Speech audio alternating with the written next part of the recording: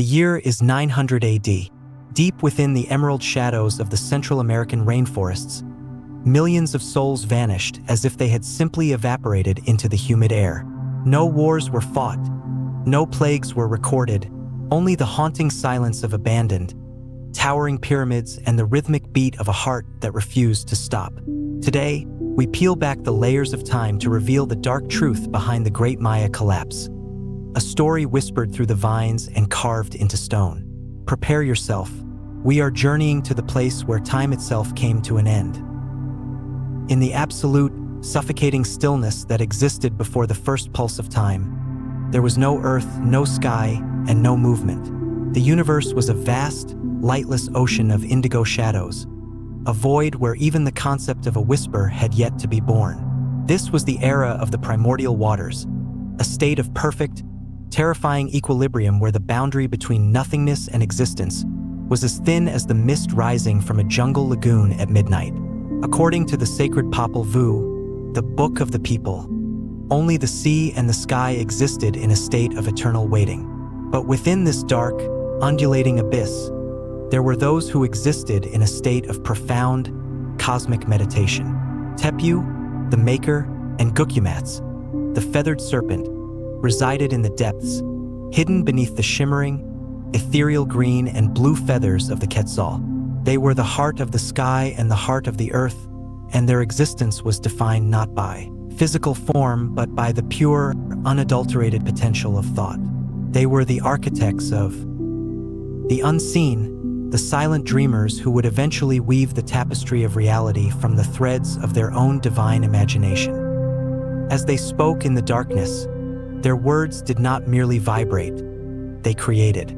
When they discussed the creation of the world, their thoughts aligned like the stars in a celestial clockwork. They did not use tools or fire. They used the power of the word. They whispered, "Earth," and at that moment, the first miracle of the universe occurred. From the depths of the primordial sea, the land emerged like a colossal beast rising to breathe. Mountains, jagged and majestic, tore through the surface of the waters, their peaks reaching toward the darkness as if searching for a light that did not yet exist. In an instant, the raw, damp soil erupted with life. Great forests of cedar and pine sprouted, their branches intertwining to form the first canopy, a roof of emerald leaves that would forever guard the secrets of the gods. This was the birth of the physical world, a sacred stage designed for a drama that would span millennia. Yet, even as the mountains stood tall and the rivers began to carve their paths through the valleys, a profound silence remained. The gods had created the stage, but the players were missing. The forests were quiet, and the mountains were lonely. There was no one to praise the creators, no one to keep the count of the days, and no one to offer sacrifices to the stars that were beginning to flicker in the newborn sky.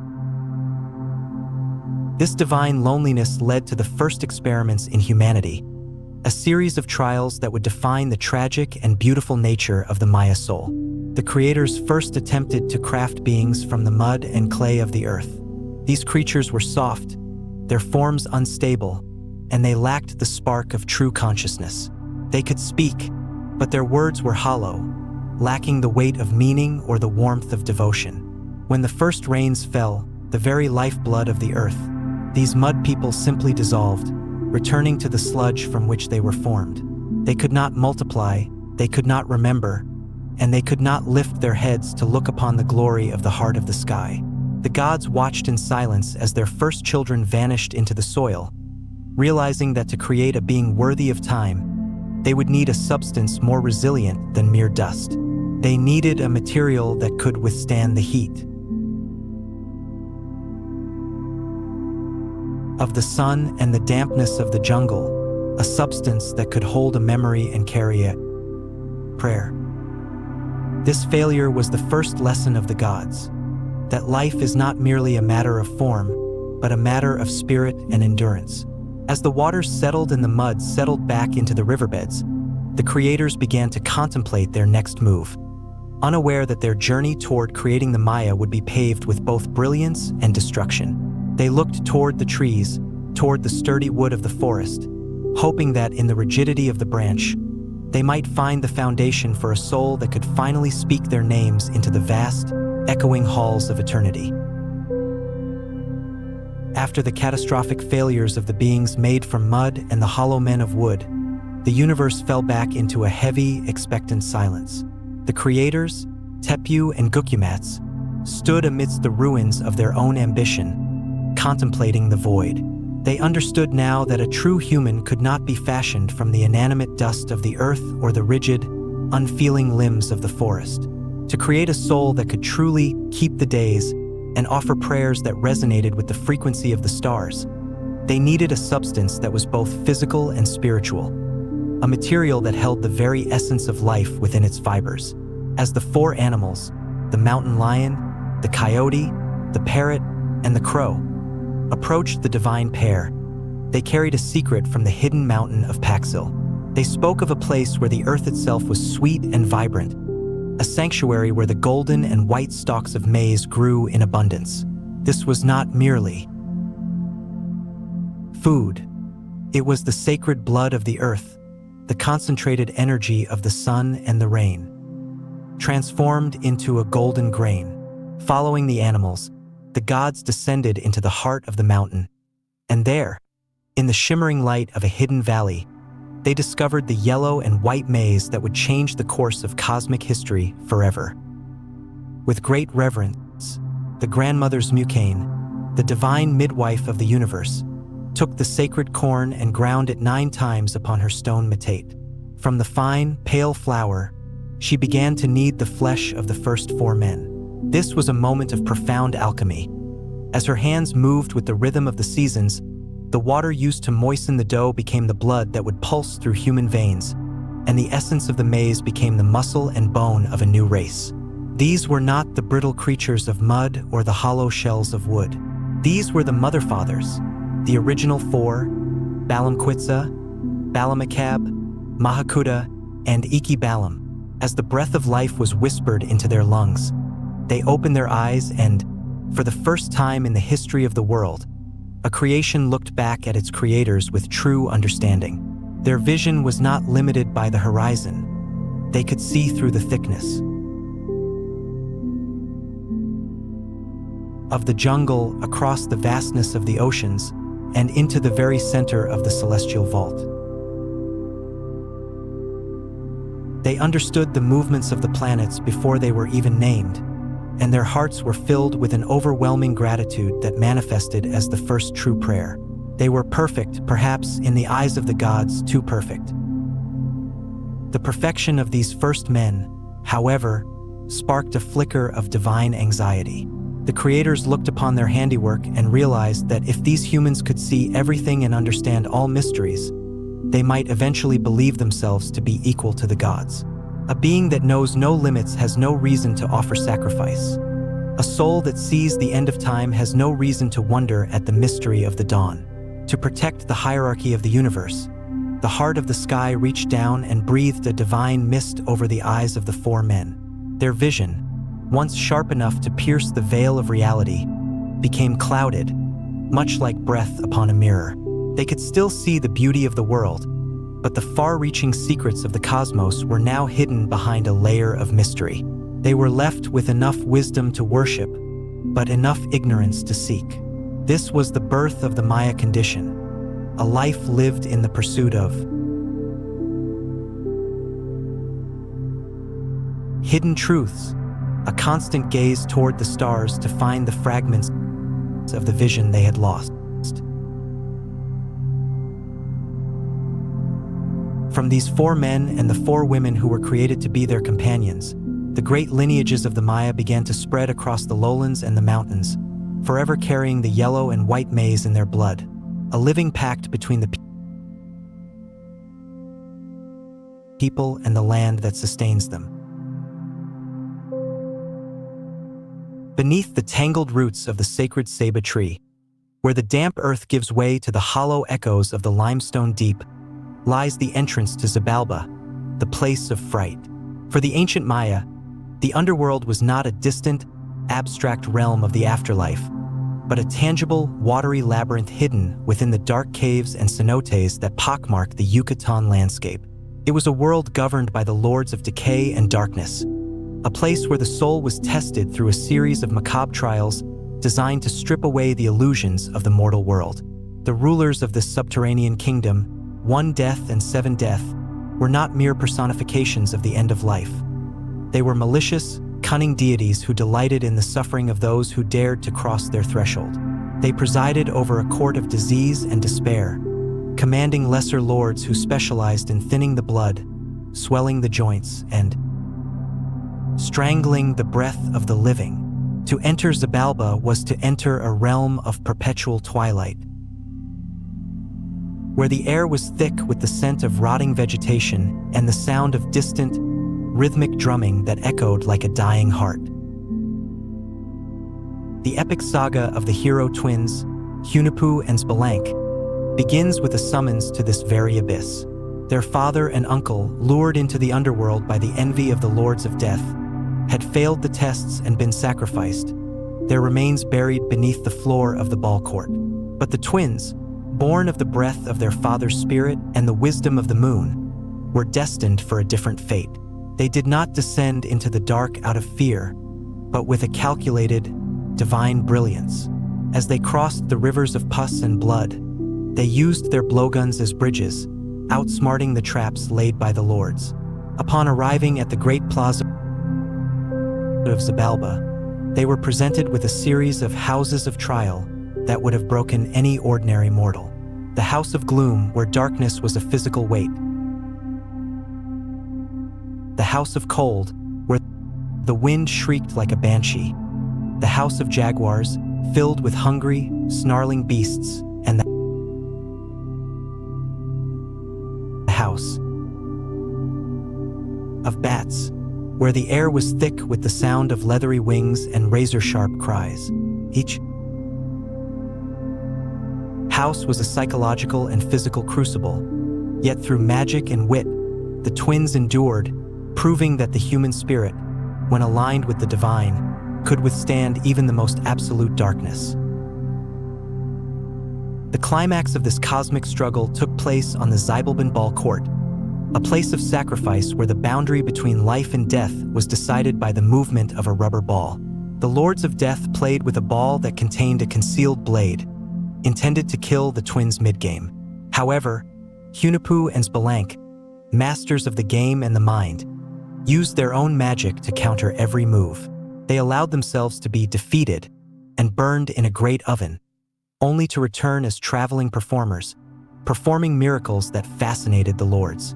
In their final, most audacious act, they staged a resurrection, killing and then reviving each other. The lords of Xibalba, blinded by their own arrogance and desire for such power, begged to be sacrificed and brought back to life themselves.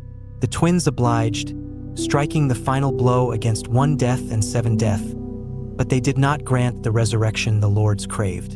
In this moment of divine justice, the power of the underworld was broken forever. The twins emerged from the dark as the ultimate victors, ascending to the heavens to become the sun and the moon. Their journey through Xibalba became the blueprint for the Maya soul, a testament that death is not a finality, but a transformation, a necessary descent into the shadows so that one might eventually rise, renewed and radiant, to light the world once more. At the very center of the Maya universe, where the currents of time and spirit intersect, stands the Great Ceiba or Yaxch, the first tree of the world. To the ancient Maya, this was not merely a botanical entity of the rainforest, but the literal axis mundi, the vertical pillar that prevented the heavens from collapsing into the earth. The Ceiba was the bridge between all realms of existence, its colossal form mirroring the complex architecture of the cosmos. Its roots, thick and gnarled like the limbs of an ancient giant, reached deep into the 9 dark, watery levels of Xibalba, the underworld. Its massive, silver-gray trunk occupied the middle world, the realm of humans, animals, and plants, where it stood as a symbol of stability and life.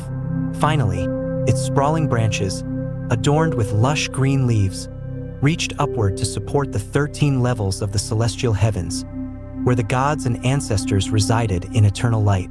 For a Maya person, to look upon a Ceiba was to look upon the structure of reality itself. It was a living map of the soul's journey through the layers of time and space. The symbolism of the Ceiba extended into every facet of Maya spiritual life. The branches were often envisioned as the 4 cardinal directions, each associated with a specific color and a divine guardian. The east associated with the rising sun and the color red, the west the place of the setting sun and the color black, the north the realm of the ancestors and the color white, and the south the direction of abundance and the color yellow. At the very center stood the green Ceiba, the 5th direction that unified all others. This tree of life was also home to the sacred Quetzal, a bird of shimmering emerald feathers whose presence in the upper branches represented the divine breath of the sky. Conversely, at the base of the tree, the roots were often depicted as emerging from the open jaws of a cosmic crocodile or a water lily serpent, signifying the fertile but dangerous depths of the primordial sea. The king, the Kuhula jaw, was often portrayed as the human manifestation of this tree, the central conduit through which the life force of the gods flowed from the heavens into the hearts of the people. In royal ceremonies, the king would dress in costumes that mimicked the Ceiba's form, standing as the living anchor that ensured the sun would continue to rise and the rains would continue to fall. Even today, in the remote villages of the Yucatan and Guatemala, the Ceiba is treated with a reverence that borders on the divine. It is never cut down without a long and complex ritual of apology and offerings. For to kill a Ceiba is to wound the very fabric of the world. The Maya believed that the souls of the dead did not wander aimlessly. Instead, they climbed the invisible branches of the world tree to reach the celestial paradise, or descended through its roots to be purified in the trials of Xibalba. This vertical journey, the ascent and descent of the spirit, was the rhythmic pulse of Maya existence. The tree was a reminder that nothing in the universe is isolated. The underworld, the earth, and the heavens are all part of a single, breathing organism. As the moonlight filters through the high canopy of a Ceiba today, it carries the same ancient energy that once guided the scribes and astronomers of the classic period.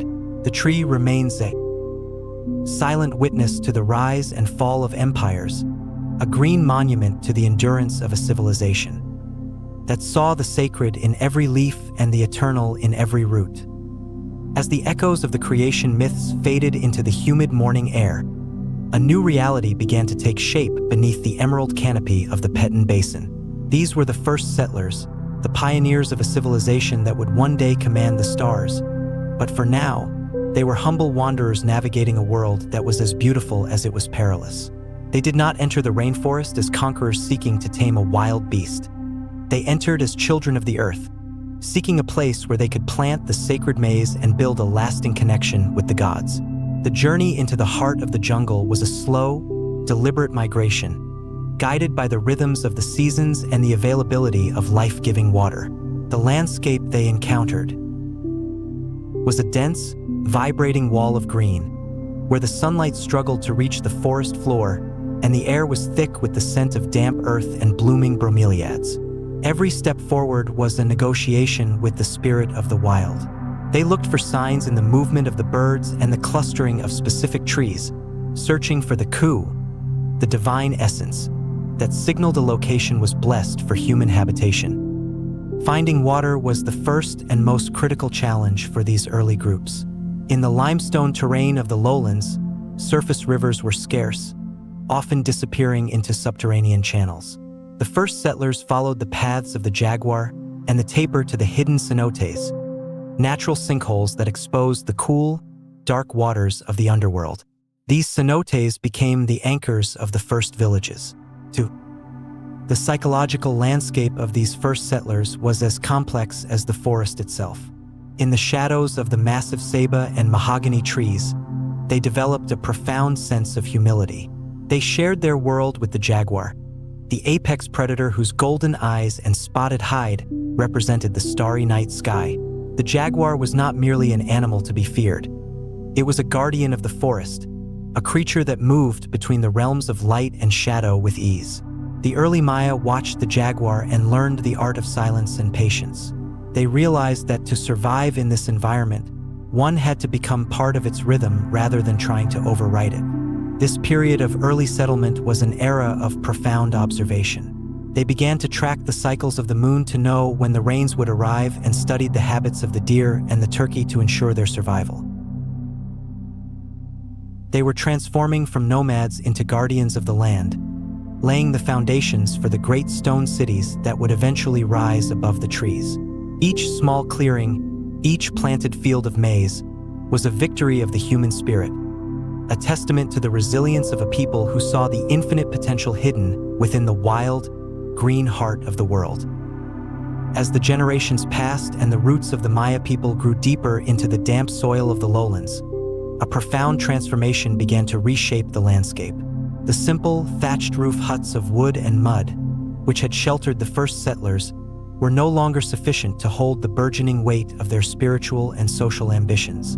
The people began to look beyond the transient materials of the forest and toward the very bones of the earth itself. Limestone. The Yucatan Peninsula and the Petén Basin sat upon a vast, ancient platform of this white, versatile stone, and the Maya discovered that this material was the key to eternalizing their connection with the divine. This was the birth of the era of the limestone giants, a time when human hands began to craft artificial mountains that would challenge the supremacy of the jungle canopy. The transition from wood to stone was not merely a technological shift. It was a profound philosophical statement. To build in stone was to claim a place in the permanence of time, to ensure that the names of their kings and the stories of their gods would outlast the cycles of decay that claimed everything else in the humid rainforest. The mastery of limestone began with the discovery of Cal, a sophisticated lime plaster created by burning limestone at incredibly high temperatures. This was a monumental feat of early chemical engineering. To produce enough plaster to coat a single pyramid, the Maya had to burn vast quantities of wood, a process that required immense organization and a deep understanding of thermal energy. The resulting white powder, when mixed with water and organic resins, created a brilliant, durable stucco that could be molded into intricate reliefs or smoothed into gleaming surfaces that reflected the sun with blinding intensity. This plaster was the skin of the Maya world. It allowed their structures to resist the relentless moisture of the tropics and provided a canvas for their artists to paint the histories of their people in vivid reds and ochres. As the first platforms began to rise, the Maya were not just building structures. They were creating wits, sacred mountains. Every pyramid was a man-made peak, a physical manifestation of the cosmic mountain from which all life was said to have emerged. The sheer scale of these early construction projects remains one of the most staggering mysteries of the ancient world. Without the aid of the wheel, without pack animals like oxen or horses, and without metal tools, the Maya moved millions of tons of stone through the density of the jungle. This was a labor of absolute devotion, a collective ritual that involved thousands of people working in perfect synchronization. They used obsidian blades and harder stones to quarry the limestone, and through the use of wooden rollers and sheer human muscle, they dragged these massive blocks across the Sakbiab, the white roads that were beginning to lace the landscape.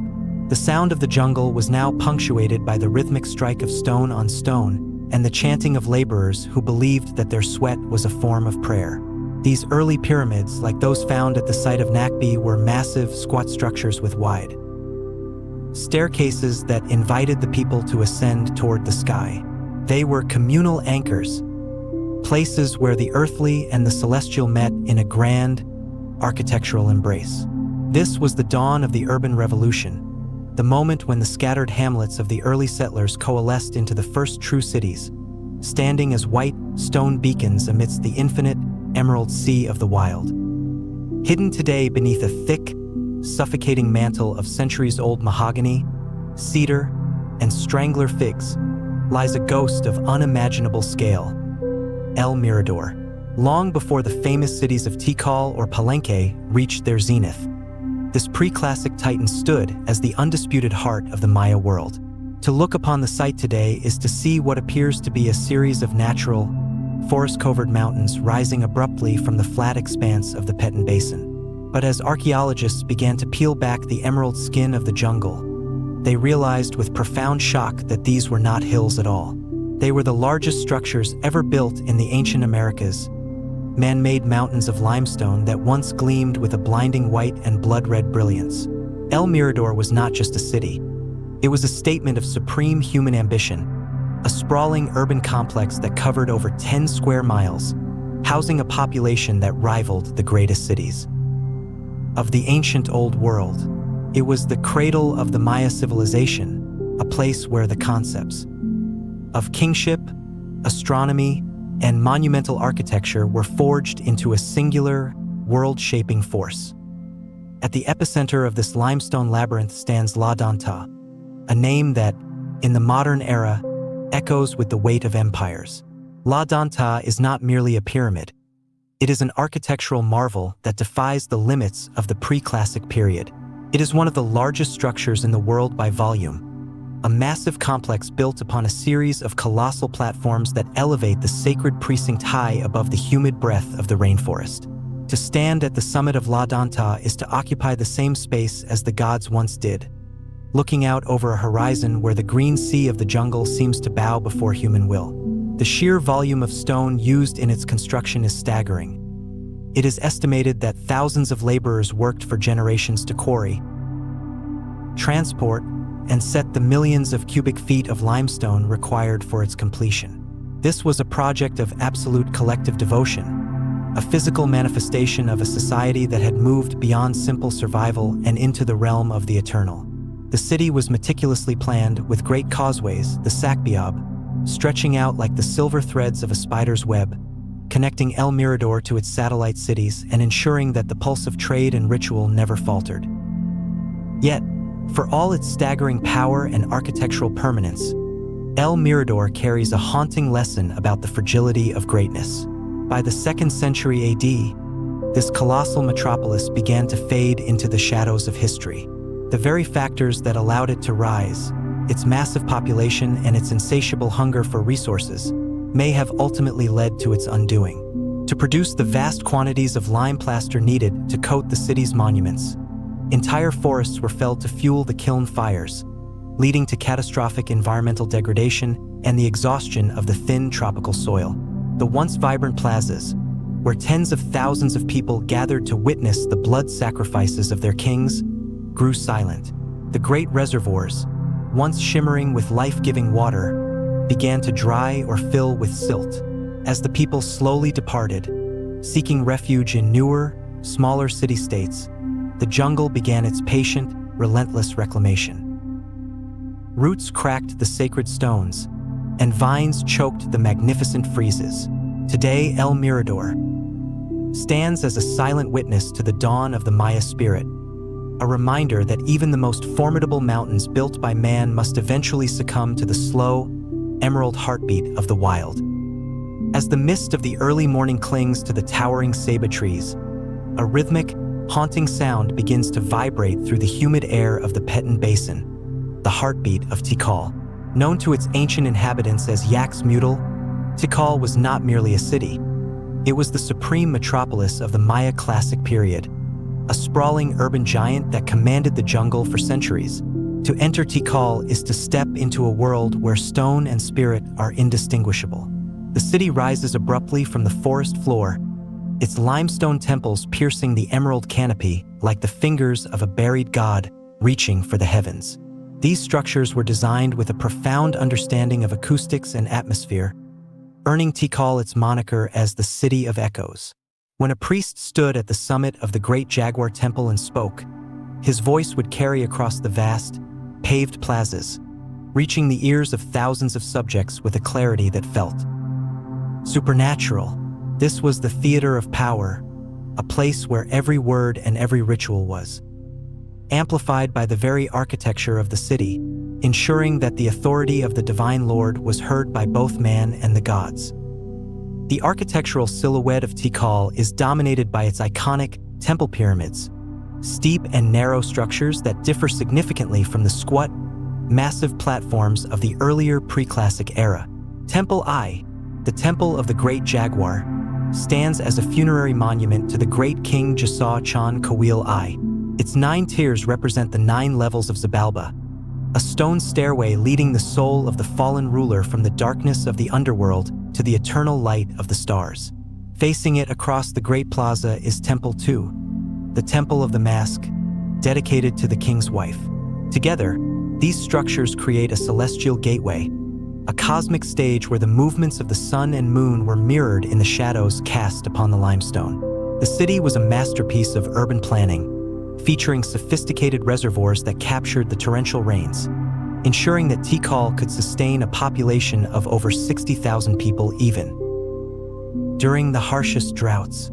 The massive causeways, or sakbiab, connected the various temple complexes, acting as the arteries of an empire through which tribute, trade, and holy processions flowed in a never-ending cycle of life and devotion. However, the history of Tikal was not one of peaceful contemplation alone. It was a history of intense, bloody rivalry.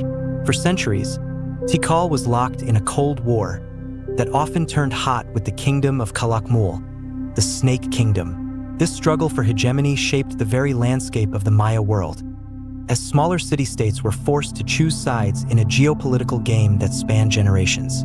Tikal's fortunes rose and fell with the tides of these wars. There were periods of hiatus, where the city fell silent, its building projects halted and its monuments defaced by victors. But like a phoenix rising from the damp ashes of the jungle, Tikal always found a way to reclaim its glory.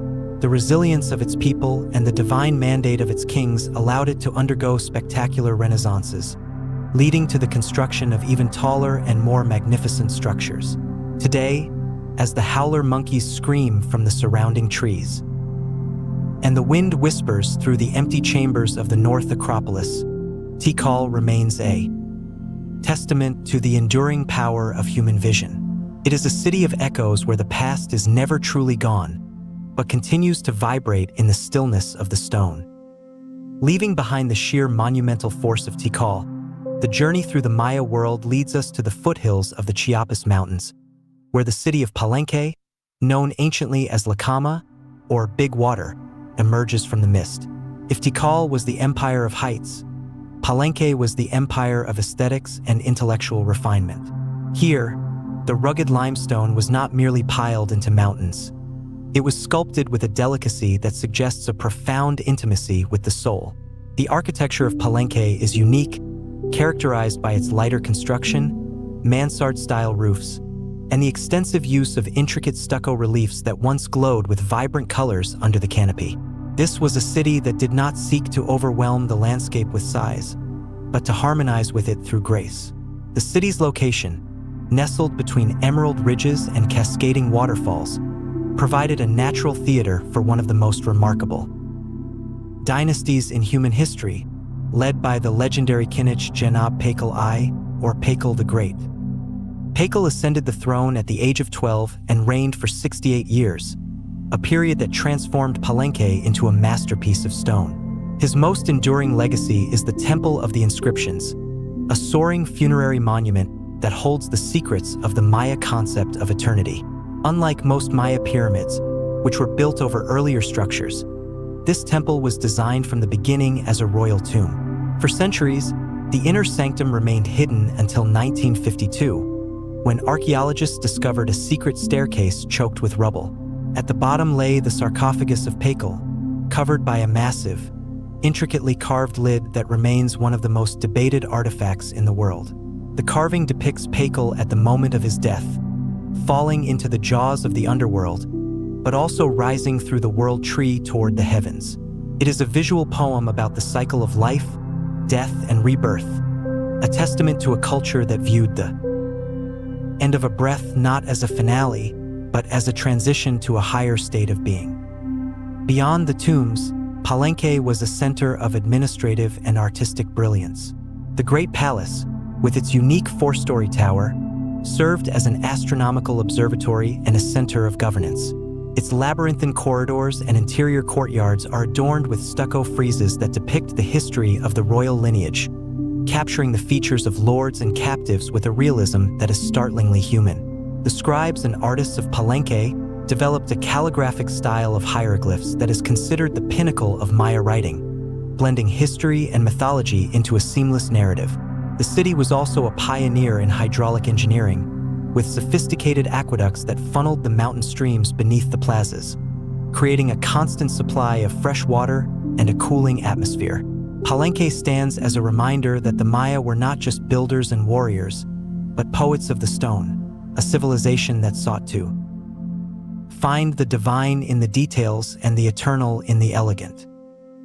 Deep within the northern reaches of the Petan lowlands, where the jungle grows so thick it swallows the very light of the sun, lies the ruins of a titan that once brought the mighty Tikal to its knees, Calakmul. To the ancient Maya, this was the seat of the Canul dynasty, the kingdom of the snake. While Tikal was a city of soaring verticality, Calakmul was a city of overwhelming horizontal mass, a sprawling geopolitical octopus whose tentacles reached across the entire Maya world. The symbol of this empire, a stylized snake head glyph, became the most feared and respected emblem in the rainforest. The Canul lords were not merely kings. They were master strategists and puppet masters who understood that true power lay not just in the size of one's temples, but in the strength of one's alliances. From their hidden capital, they orchestrated a complex web of vassal states, surrounding their rivals with a ring of steel and obsidian. To speak of the Snake Kingdom is to speak of the closest the Maya ever came to a unified empire, a period where a single lineage dictated the flow of history through diplomacy, intimidation, and total war.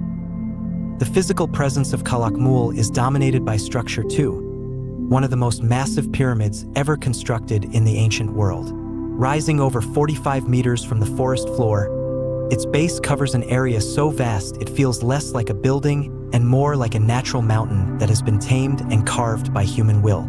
Standing atop this colossal monument, one can see for miles in every direction, looking down upon a sea of green that hides the remains of over 6,000 structures. This was the heart of an urban center that housed more than 50,000 people, a feat of logistics and engineering that required the constant management of vast water reservoirs and agricultural terraces. The Canul kings, such as the legendary Yucnum the Great, ruled from this summit, receiving envoys from distant lands who traveled weeks through the jungle just to catch a glimpse of the divine lord. Under Yucnum's reign, Calakmul reached its zenith, effectively starving Tikal of its resources and political influence for over a century, a period known to historians as Tikal's Great Hiatus. The power of the Snake Kingdom was built on a philosophy of hegemony. They did not always seek to destroy their enemies, but to bind them through marriage, trade, and ritual obligation. The Stelae of Calakmul, of which there are more than 117, tell a story of constant political maneuvering. These stone monuments record the arrival of foreign nobles, the gifting of precious jade and quetzal feathers, and the strategic marriages that turned enemies into brothers-in-law. However, when diplomacy failed, the snake was quick to strike. Their warriors, adorned in cotton armor and wielding macuahuitl blades, were the elite force of the classic period. The fall of Calakmul was as dramatic as its rise. A series of devastating military defeats at the hands of a resurgent Tikal in the late 7th century shattered the Canul network, leading to a slow decline that mirrored the eventual collapse of the entire classic Maya world. Today, the ruins of Calakmul remain one of the most evocative sights in Mesoamerica, a place where the howler monkeys guard the secrets of a dynasty that once dreamed of a unified jungle empire under the banner of the serpent. To walk the streets of a classic Maya city was to exist within a hierarchy that was as much spiritual as it was political. At the absolute apex of this social pyramid stood the Kuhula Jaw, the Divine Lord. He was not merely a head of state or a military commander. He was the living axis upon which the entire universe rotated. The Maya believed that the king was a divine conduit, the mortal vessel for the sacred essence of Ku, the energy that animated all things from the smallest grain of maize to the most distant star. To be a Kuhula Jaw was to carry a burden that was both terrifying and magnificent, the responsibility of ensuring that the sun continued its path across the sky and that the rains fell in their proper season. The king was the human embodiment of the world tree, a shamanic figure who possessed the unique ability to navigate the vertical layers of existence, traveling through the roots into the watery darkness of Xibalba and ascending through the branches to counsel with the gods. His word was law, but his law was perceived as the echo of divine will, a sacred harmony that kept the chaos of the wild at bay. The making of a Kuhula jaw was a process of intense ritual and physical transformation. The coronation was not a simple crowning, but a rebirth. It often began with grueling periods of fasting and isolation, during which the heir would undergo a vision quest to commune with the spirits of his ancestors. The most critical part of this transition was the ritual of bloodletting. To the Maya, blood was living water, the most precious substance in the cosmos.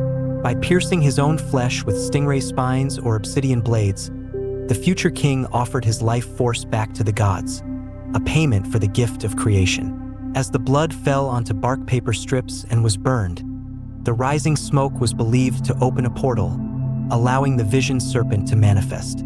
Through this serpent, the ancestors would speak, bestowing their blessing and confirming the candidate's divine lineage. Once the ritual was complete, the king would be adorned in the regalia of his office. Heavy jade pectorals that symbolized the green soul of the earth, headdresses of shimmering quetzal feathers that captured the essence of the sky, and jaguar skin garments that invoked the power of the night's supreme predator. The authority of the Divine Lord was reinforced through the mastery of time and the public performance of ritual. Every major event in the calendar, from the end of a 20-year Caton cycle to the alignment of Venus, required the king to act as the primary intermediary between the people and the supernatural. In the great plazas, before tens of thousands of subjects, the king would dance in elaborate costumes, his movements mirroring the rotation of the heavens. To the commoners watching from below, the king was a towering, supernatural figure, a being who could command the elements and speak to the lords of death. This was the theater of power, a continuous spectacle designed to remind every citizen that their survival depended entirely on the king's ability to maintain the cosmic contract. If a drought occurred or a war was lost, it was seen as a failure of the king's spiritual potency, a sign that the gods had turned their faces away. Thus, the life of a Kuhula jaw was a precarious dance on a razor's edge, an existence defined by the constant need to prove his divinity through stone, blood, and the unwavering rhythm of the stars. In the grand, limestone-paved courts of the classic Maya, the authority of the Kuhula jaw was not merely felt through his presence, but through the sacred objects he clutched in his hands, the regalia of the gods. To the Maya and alongside the lightning scepter, the Maya kings were adorned in materials that represented the very soul of the natural world. Jade was the most precious of these substances, valued far above gold for its association with permanent life, water, and the breath of the cosmos. The king's jade pectorals, ears pools, and heavy necklaces were not mere displays of wealth. They were spiritual armor. The cool, green surface of the jade mirrored the life-giving waters of the cenotes and the verdant leaves of the maize plant. To wear jade was to embody the fertility of the earth itself. Often, these jade pieces were carved with the faces of ancestors or protective deities, creating a continuous loop of spiritual protection around the royal body. When the sun caught the polished surface of a king's jade regalia, it emitted a soft, ethereal glow that signaled his status as a being who had transcended the ordinary limitations of the flesh. In the dim light of the temple inner sanctums, the clinking of jade beads was the sound of the gods walking among men, a rhythmic reminder of the eternal pact between the dynasty and the divine. Perhaps the most mysterious of the royal symbols were the mirrors, crafted from meticulously polished obsidian or plates of iron pyrite.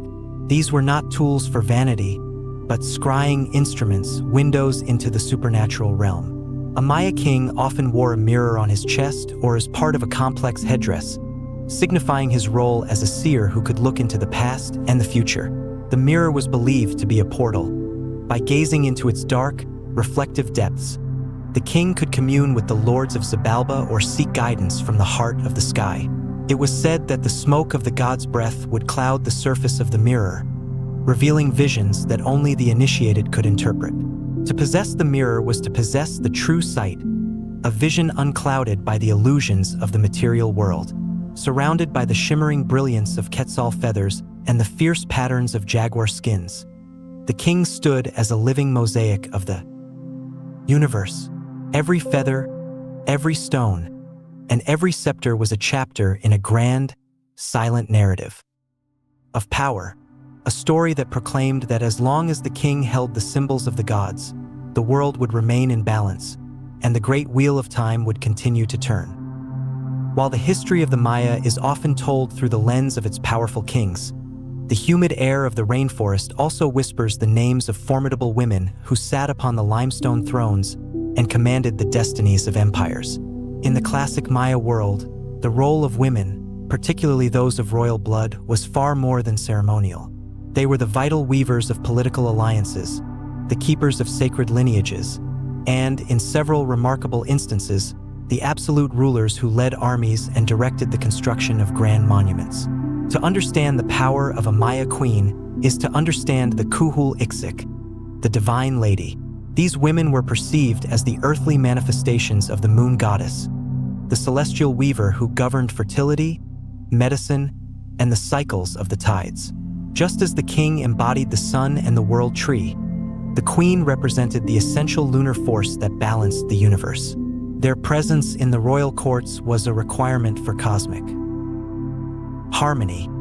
Without the union of the solar and lunar energies, the world was believed to be incomplete, a state of imbalance that would lead to drought, disease, and the withdrawal of divine favor.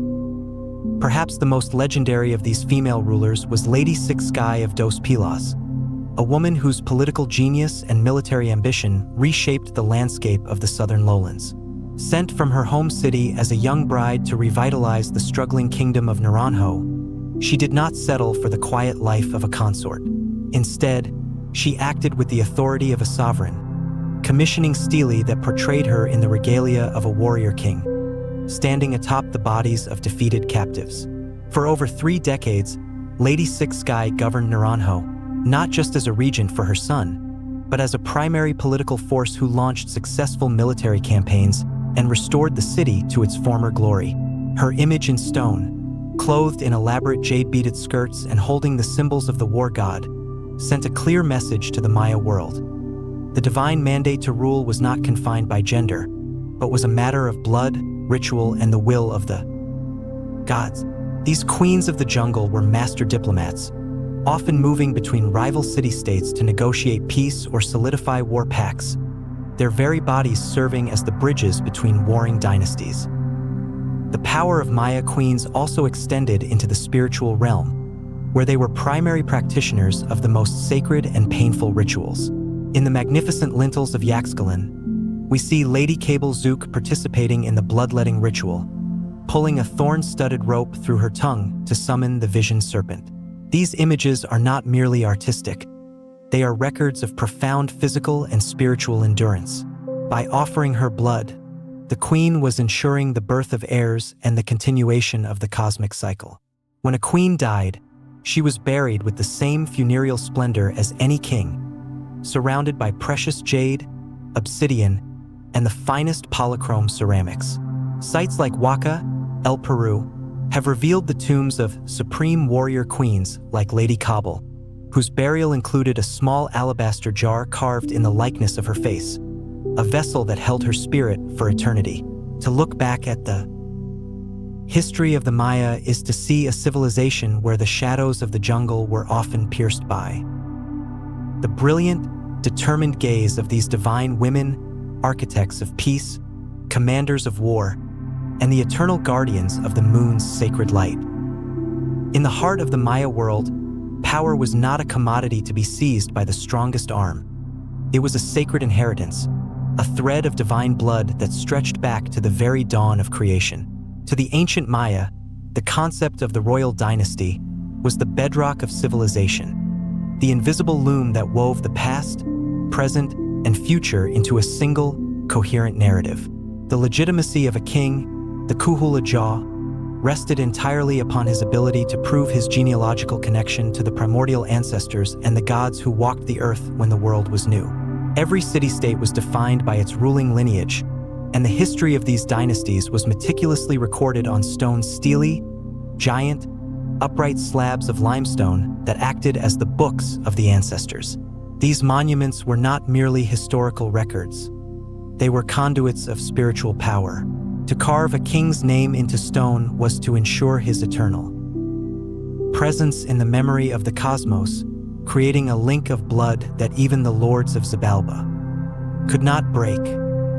The foundation of a dynasty was often traced back to a single, semi-mythical figure known as the founder.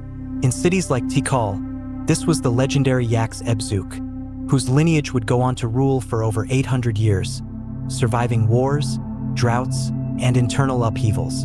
The founding of a dynasty was seen as a cosmic alignment, a moment when the gods chose a specific human bloodline to act as the stewards of the earth. Once a line was established, the purity of the blood became the obsessive focus of the royal court.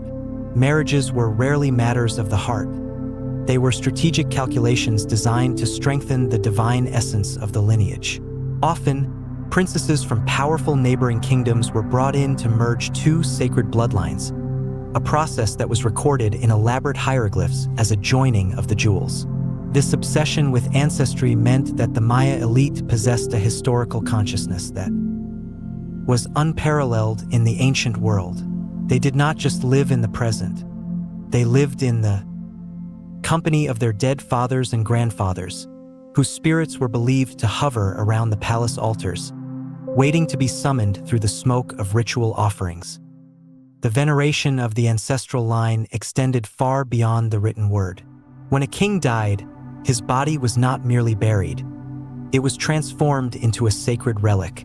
The great pyramids that dominate the skyline of cities like Copan and Palenque were often built over the remains of earlier rulers, layer upon layer of stone representing the growth of the dynasty over centuries. These funerary temples served as the spiritual batteries of the city. By burying their ancestors beneath the floors of the palaces and temples, the living kings literally stood upon the foundations of their own history. During significant calendar cycles, the king would enter the dark, incense-filled chambers of these tombs to consult with the spirits of the departed. It was believed that the ancestors held the keys to the future, and through the trances induced by bloodletting and ritual plants, the king could receive visions of coming harvests or impending wars. The dynasty was thus a living organism, a continuous chain of being that bridged the gap between the mortal realm and the divine. As long as the line remained unbroken, the world remained in balance. The fall of a dynasty was not just a political event. It was a cosmic tragedy, a sign that the thread had been severed and that the gods had finally abandoned the city to the encroaching shadows of the jungle. To enter the royal palace of a classic Maya city was to step out of the humid chaos of the jungle and into a world of artificial perfection, where every stone and every shadow was designed to reflect the absolute majesty of the divine Lord. The palace was not merely a residence. It was a sprawling, multi-room stage where the theater of power was performed every hour of every day. Built atop massive platforms that elevated the nobility above the common populace, these complexes, like the Great Palace of Palenque or the Central Acropolis of Tikal, were masterpieces of stone and stucco. The air within these corridors was thick with the heavy, sweet scent of burning copal incense, believed to be the breath of the gods that purified the space and carried prayers to the heavens.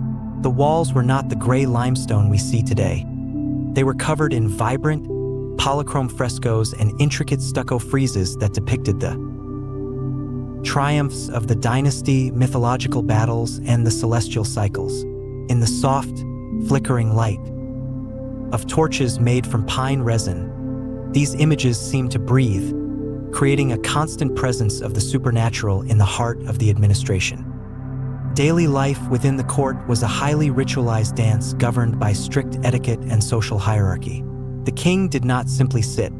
He occupied a throne that was often a masterpiece of carving, sometimes fashioned in the likeness of a double-headed jaguar or a cosmic mountain. Surrounding him was a retinue of specialized courtiers. Scribes with their bark paper books tucked under their arms, musicians playing flutes made of bone and drums of jaguar skin, and high-ranking advisors who whispered the movements of distant stars into the royal ear. Interestingly, the Maya court often included individuals with physical differences, such as dwarfs or hunchbacks, who were viewed as sacred beings with a direct connection to the underworld. They were not entertainers in the modern sense, but spiritual advisors and keepers of secret knowledge, their presence adding to the mystical atmosphere of the royal chambers. Every movement, from the way a subordinate bowed to the specific manner in which a vessel of cacao was served, was a reaffirmation of the social order, a physical manifestation of the belief that the court was the earthly mirror of the celestial palace of the gods. Luxury was the primary language of the Maya elite, and it was spoken through materials of immense rarity and beauty. The most prized of these was cacao, the drink of the gods. In the palaces, cacao was not a common food but a sacred beverage reserved for the nobility and for ritual offerings. It was prepared by pouring the liquid back and forth from great heights to create a thick, bitter foam, often flavored with chili, vanilla, or forest honey. To drink cacao from a tall, cylindrical ceramic vessel painted with hieroglyphs was to consume the essence of life itself. Alongside cacao, the court was a sea of shimmering quetzal feathers, precious jade, and finely woven cotton textiles that were so delicate they were said to be woven from the clouds. These items were the currency of prestige, exchanged during royal visits to solidify alliances or given as tribute by lesser lords seeking favor. This was the court of splendor, a place where the harsh realities of the tropical wilderness were forgotten, replaced by a meticulously crafted world of beauty and ritual that served as the beating, golden heart of the Maya civilization. Beneath the emerald canopy of the tropical rainforest, where the air is thick with humidity and the constant hum of life, the survival of millions depended not on the grand temples of stone, but on the humble, rhythmic labor of the Milpa. To the ancient Maya, agriculture was far more than a means of sustenance. It was a sacred dialogue between humanity and the divine, a ritualized interaction with the earth that sustained the pulse of their civilization. The Milpa was a sophisticated polyculture system, a masterpiece of ecological wisdom that allowed large urban populations to flourish in an environment that often seemed hostile to settled life. At the heart of this system were the three sisters: maize, beans, and squash. These three crops grew in a perfect, symbiotic harmony. The maize provided a sturdy stalk for the beans to climb toward the sun. The beans, in turn, fixed essential nitrogen into the soil to nourish the maize, and the broad leaves of the squash spread across the ground, acting as a living mulch that retained moisture and suppressed the growth of weeds. This was not just a farm. It was a balanced ecosystem, a reflection of the Maya belief that all life is interconnected and that prosperity is only possible through cooperation and respect for the natural order. The cycle of the Milpa began long before the first seed touched the earth, rooted in a deep understanding of the seasons and the celestial movements. In the dry season, the farmers would clear a small patch of the dense forest using the slash-and-burn technique. This was a ritual act of transformation. As the fire consumed the tangled vines and towering mahogany trees, the rising smoke was seen as a message to the rain god, Chak, signaling that the people were ready to begin the cycle of creation once more. The ashes from the burn provided a sudden, nutrient-rich layer for the thin tropical soil, allowing the first crops to take root. However, the Maya knew that the land was a living being that required rest. A milpa plot was never worked until exhaustion. Instead, after a few years of harvest, it was allowed to return to the wild, a period of fallow that lasted over a decade, during which the forest would reclaim the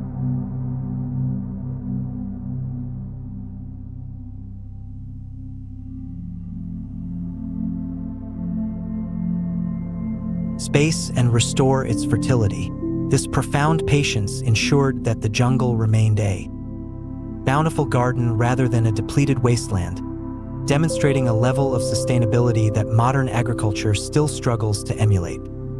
For the Maya, the most sacred of all crops was maize. the golden grain from which they believed their own ancestors were fashioned. To plant a seed of maize was to participate in a cosmic reenactment of the birth of humanity. Every stage of the plant's growth was monitored with a devotion that bordered on worship. The farmer would walk through his fields in the twilight, listening to the rustle of the leaves, which were believed to be the whispers of the maize god. The arrival of the rains was a moment of immense spiritual tension. As the thunder rumbled across the Petén Basin and the sky darkened with heavy, purple clouds, the people looked toward the heavens with both fear and hope. They knew that their lives were held in the hands of the elements. When the first green sprouts finally tore through the damp earth, it was celebrated as a victory of life over the darkness of Xibalba. The Milpa was the foundation of the Maya world, the silent engine that powered the construction of pyramids and the observations of astronomers. It was a testament to the resilience of a people who did not seek to dominate the jungle, but to dance with it, finding within its green depths the secret to eternal survival through the sacred rhythm of the seed and the soil. As the sun climbed higher over the limestone crests of the Great Plaza, the stillness of the dawn was replaced by the vibrant, organized chaos of the Maya marketplace. To the ancient Maya, the market, often located in the shadow of the massive pyramids, was the beating heart of the city-state, a theater of economic exchange that connected the humblest farmer to the most divine king. This was not merely a place to acquire food. It was a crossroads of the world, where the diverse resources of the high mountains, the low jungles, and the distant coasts converged in a kaleidoscope of color and texture. Unlike the economies of the Old World, the Maya did not use metal coins. Instead, they developed a sophisticated barter system underpinned by commodity money, items that held intrinsic value due to their beauty, utility, or spiritual significance. Walking through these rows of vendors was a sensory journey through the vast geography of Mesoamerica. There were stalls overflowing with the vibrant textiles of the highlands, the air thick with the scent of dried fish from the Caribbean, and tables laden with the sharp, gleaming obsidian from the volcanic regions. At the center of this economic web was the cacao bean, the money that grew on trees. For the Maya, cacao was more than a luxury beverage. It was a standardized unit of value that could be used to purchase anything from a turkey to a slave. The value was carefully calculated. A single bean might buy a large tomato, while 100 could purchase a fine cotton mantle. Because it was both a currency and a consumable, the Maya economy possessed a unique internal balance. To hold a handful of dried cacao beans was to hold a small fortune that could also be brewed into a sacred drink to honor the gods. Counterfeiting was not unknown.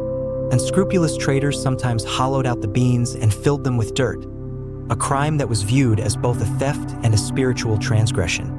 Alongside cacao, other items served as high-value currency. Small bells made of copper, lengths of finely woven cotton cloth, and most importantly, beads of polished jade. These materials were the lifeblood of trade, facilitating the movement of goods across thousands of miles of jungle trails and coastal canoe routes. Jade, however, occupied a realm above mere commerce.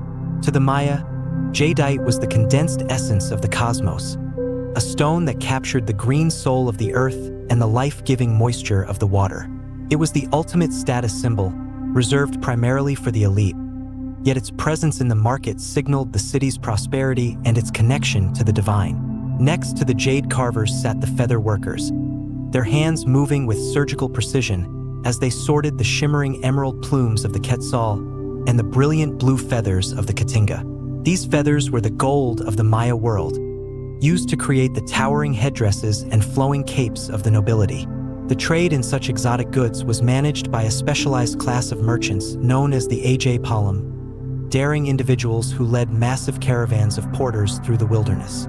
These merchants were the explorers of their age, acting as the eyes and ears of the king, bringing back not only precious stones and feathers, but also news of distant wars and shifts in the political landscape.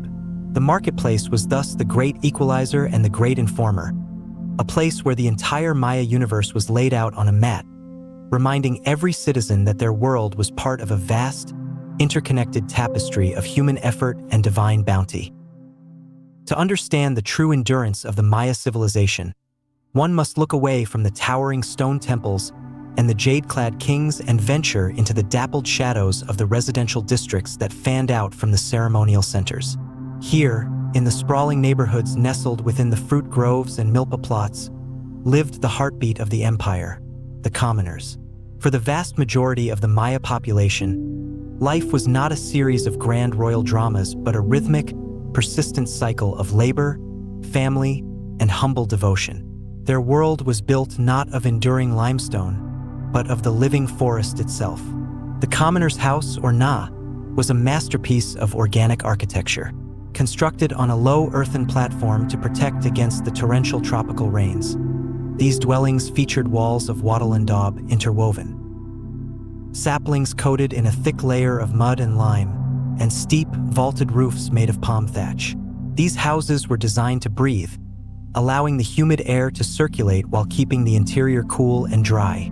Inside, the space was simple yet sacred, dominated by the rhythmic sound of the metate, the stone grinding slab where the women of the household spent hours each day transforming sacred maize into the dough that sustained the family. The social structure of the commoner was rooted in the domestic group, a cluster of houses arranged around a central courtyard, often housing an extended family of multiple generations. In these courtyards, the daily business of survival was conducted with a quiet efficiency. Children learned the secrets of the forest from their grandparents, while men prepared their tools of obsidian and wood for the day's work in the fields. The labor of a Maya commoner was a delicate balancing act of reciprocity. They were responsible for their own survival through the cultivation of their milpa plots, but they also owed a profound debt to the divine lord and the state. This debt was paid through corvée labor, a system where commoners dedicated portions of the year to the great public works of the city. It was the hands of these humble farmers that quarried the millions of tons of limestone for the pyramids, that paved the white Sakbiab roads, and that dug the massive reservoirs to capture the rain. This labor was not seen as a burden of slavery, but as a ritual obligation, a collective effort to maintain the cosmic order and ensure the favor of the gods for the entire community. The spiritual life of the commoner was as deep and complex as that of the nobility, though it was practiced with simpler materials.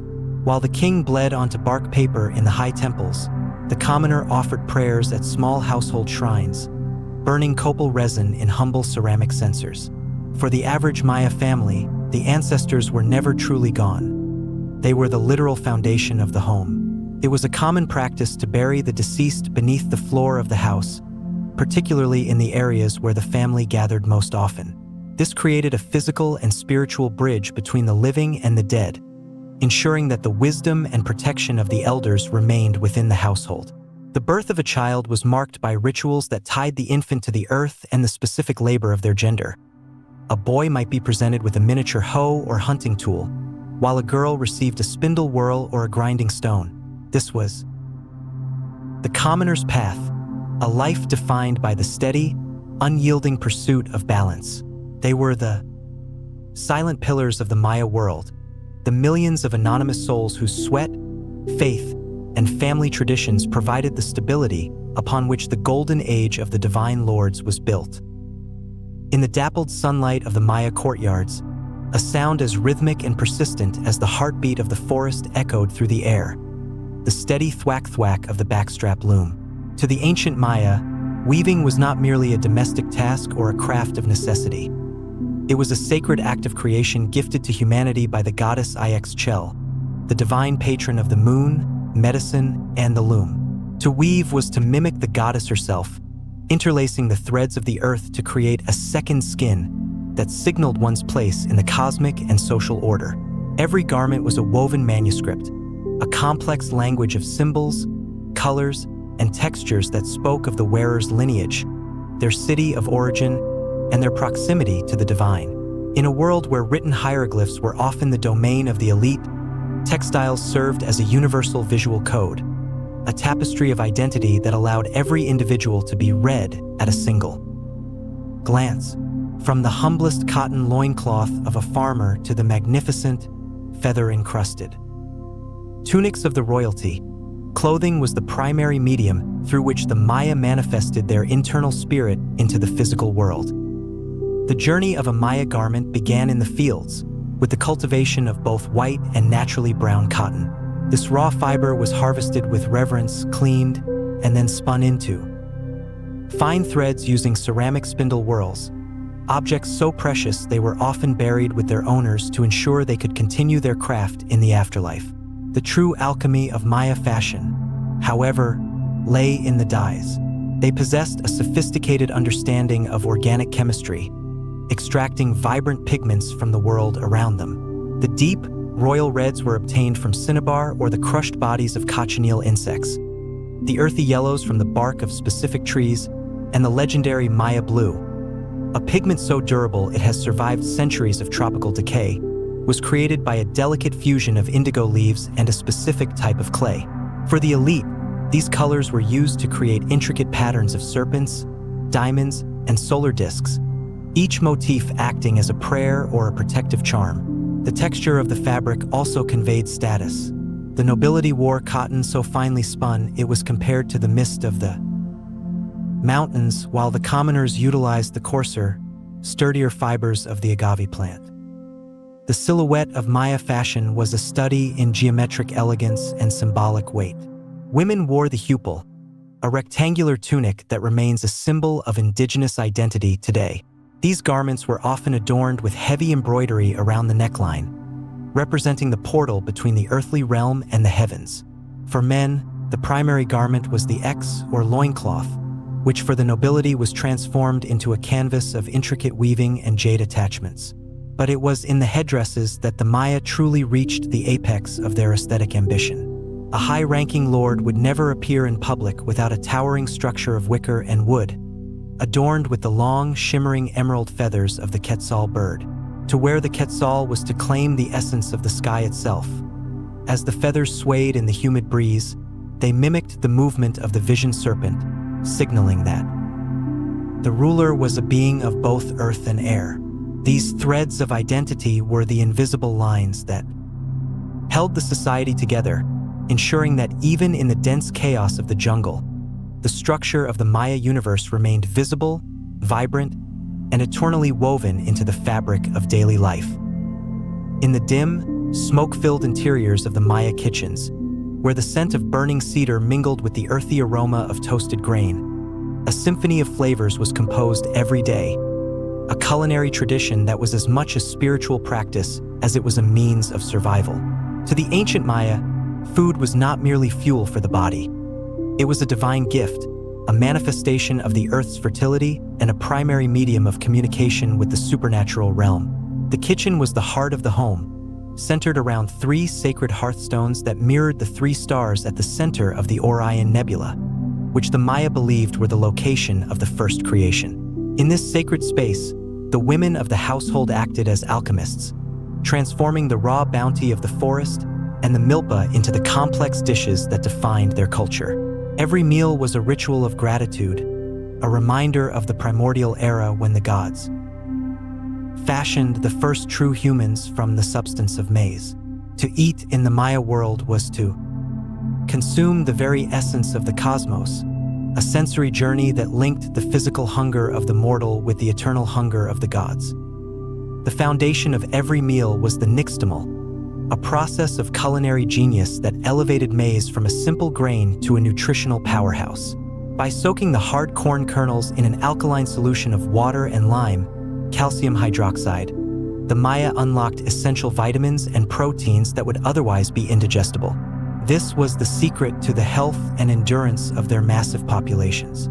After the soaking, the maize was ground on the stone metate into a fine, moist dough called masa. From this masa, a variety of staples were created. The thin, flat wa, tortillas, cooked on clay griddles, and the more substantial tamales, steamed pockets of dough filled with beans, squash, or deer meat, wrapped in the protective embrace of maize husks or banana leaves. The tamale was the quintessential portable meal, the bread of the travelers, warriors, and kings, often decorated with intricate patterns and served during the grand festivals that marked the turning of the calendar wheels. Beyond the daily bread of maize lay the more exotic and sacred flavors that occupied the higher tiers of the Maya palate. Chief among these was cacao, the theobroma or food of the gods. As we have seen in the royal courts, cacao was a frothy, bitter delicacy, often spiced with the fire of chilies or the sweet floral notes of vanilla orchids. But there were other, even more mystical substances. The balch was a ceremonial alcoholic drink made from the bark of the balch tree and fermented with sacred honey from the stingless Melipona bee. This bee was considered a divine messenger, and its honey was a liquid gold used in medicine and high-level rituals. The Maya also utilized a vast array of forest fruits, avocados, papayas, and guavas, and cultivated the fiery habanero peppers to add a dimension of heat that was believed to purify the spirit. To sit at a Maya table was to experience the full spectrum of the rainforest's generosity. It was a cuisine defined by balance, the coolness of the squash, the earthiness of the beans, the heat of the chili, and the divine sweetness of the honey. A perfect, edible reflection of a world that sought harmony in every bite. In the silent, torchlit chambers of the Maya observatories, where the shadows of the priests lengthened against the limestone walls, a revolution of the mind took place. A discovery that would fundamentally alter the human understanding of the universe. To the ancient Maya, the cosmos was not a chaotic void, but a meticulously ordered system governed by numbers, and at the heart of this system lay the concept of nothingness. Long before the concept reached the shores of Europe, the Maya independently discovered and utilized the mathematical zero. This was not merely a symbol for an empty space. It was a profound intellectual leap that allowed them to conceive of the infinite. They visualized zero as a stylized shell, a semilla or seed of potential that marked the completion of one cycle and the beginning of another.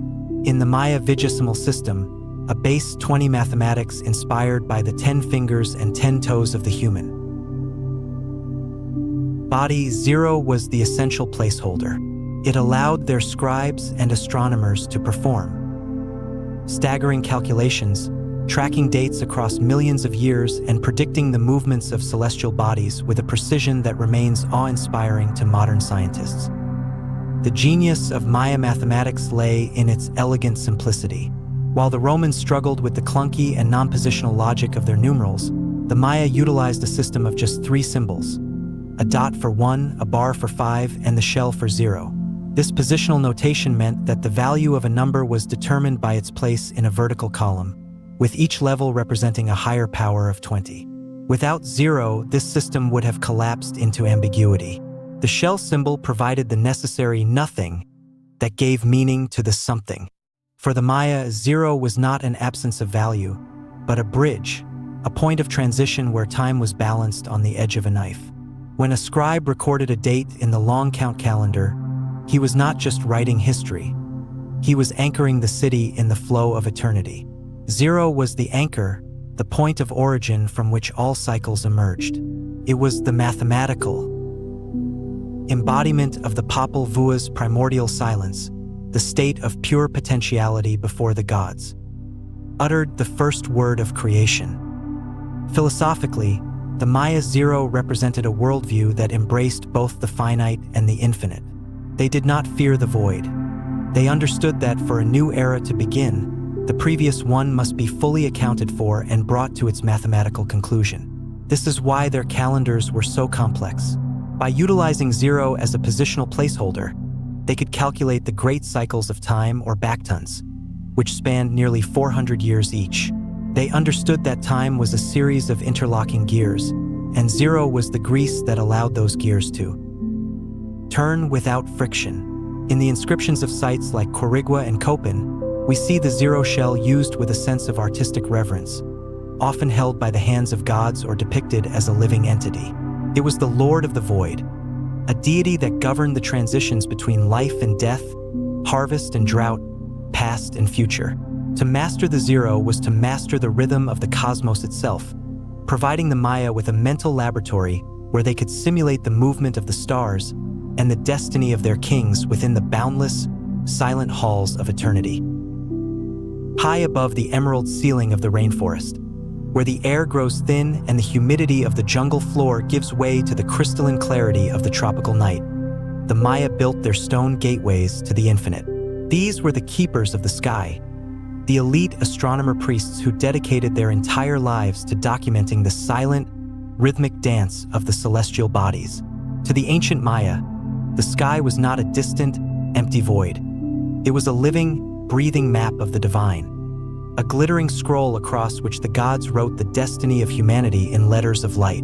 In cities like Chichen Itza, the architectural genius of the Maya manifested in structures like El Caracol, a sophisticated solar and lunar observatory that stood as a testament to their scientific prowess. Unlike the square pyramids that characterized their cities, El Caracol was a round tower with a spiral staircase, its windows and vents precisely aligned to the extreme positions of the sun, the moon, and the movements of the planet Venus. Standing within its cold, limestone chambers at midnight, the priest was not merely a spectator.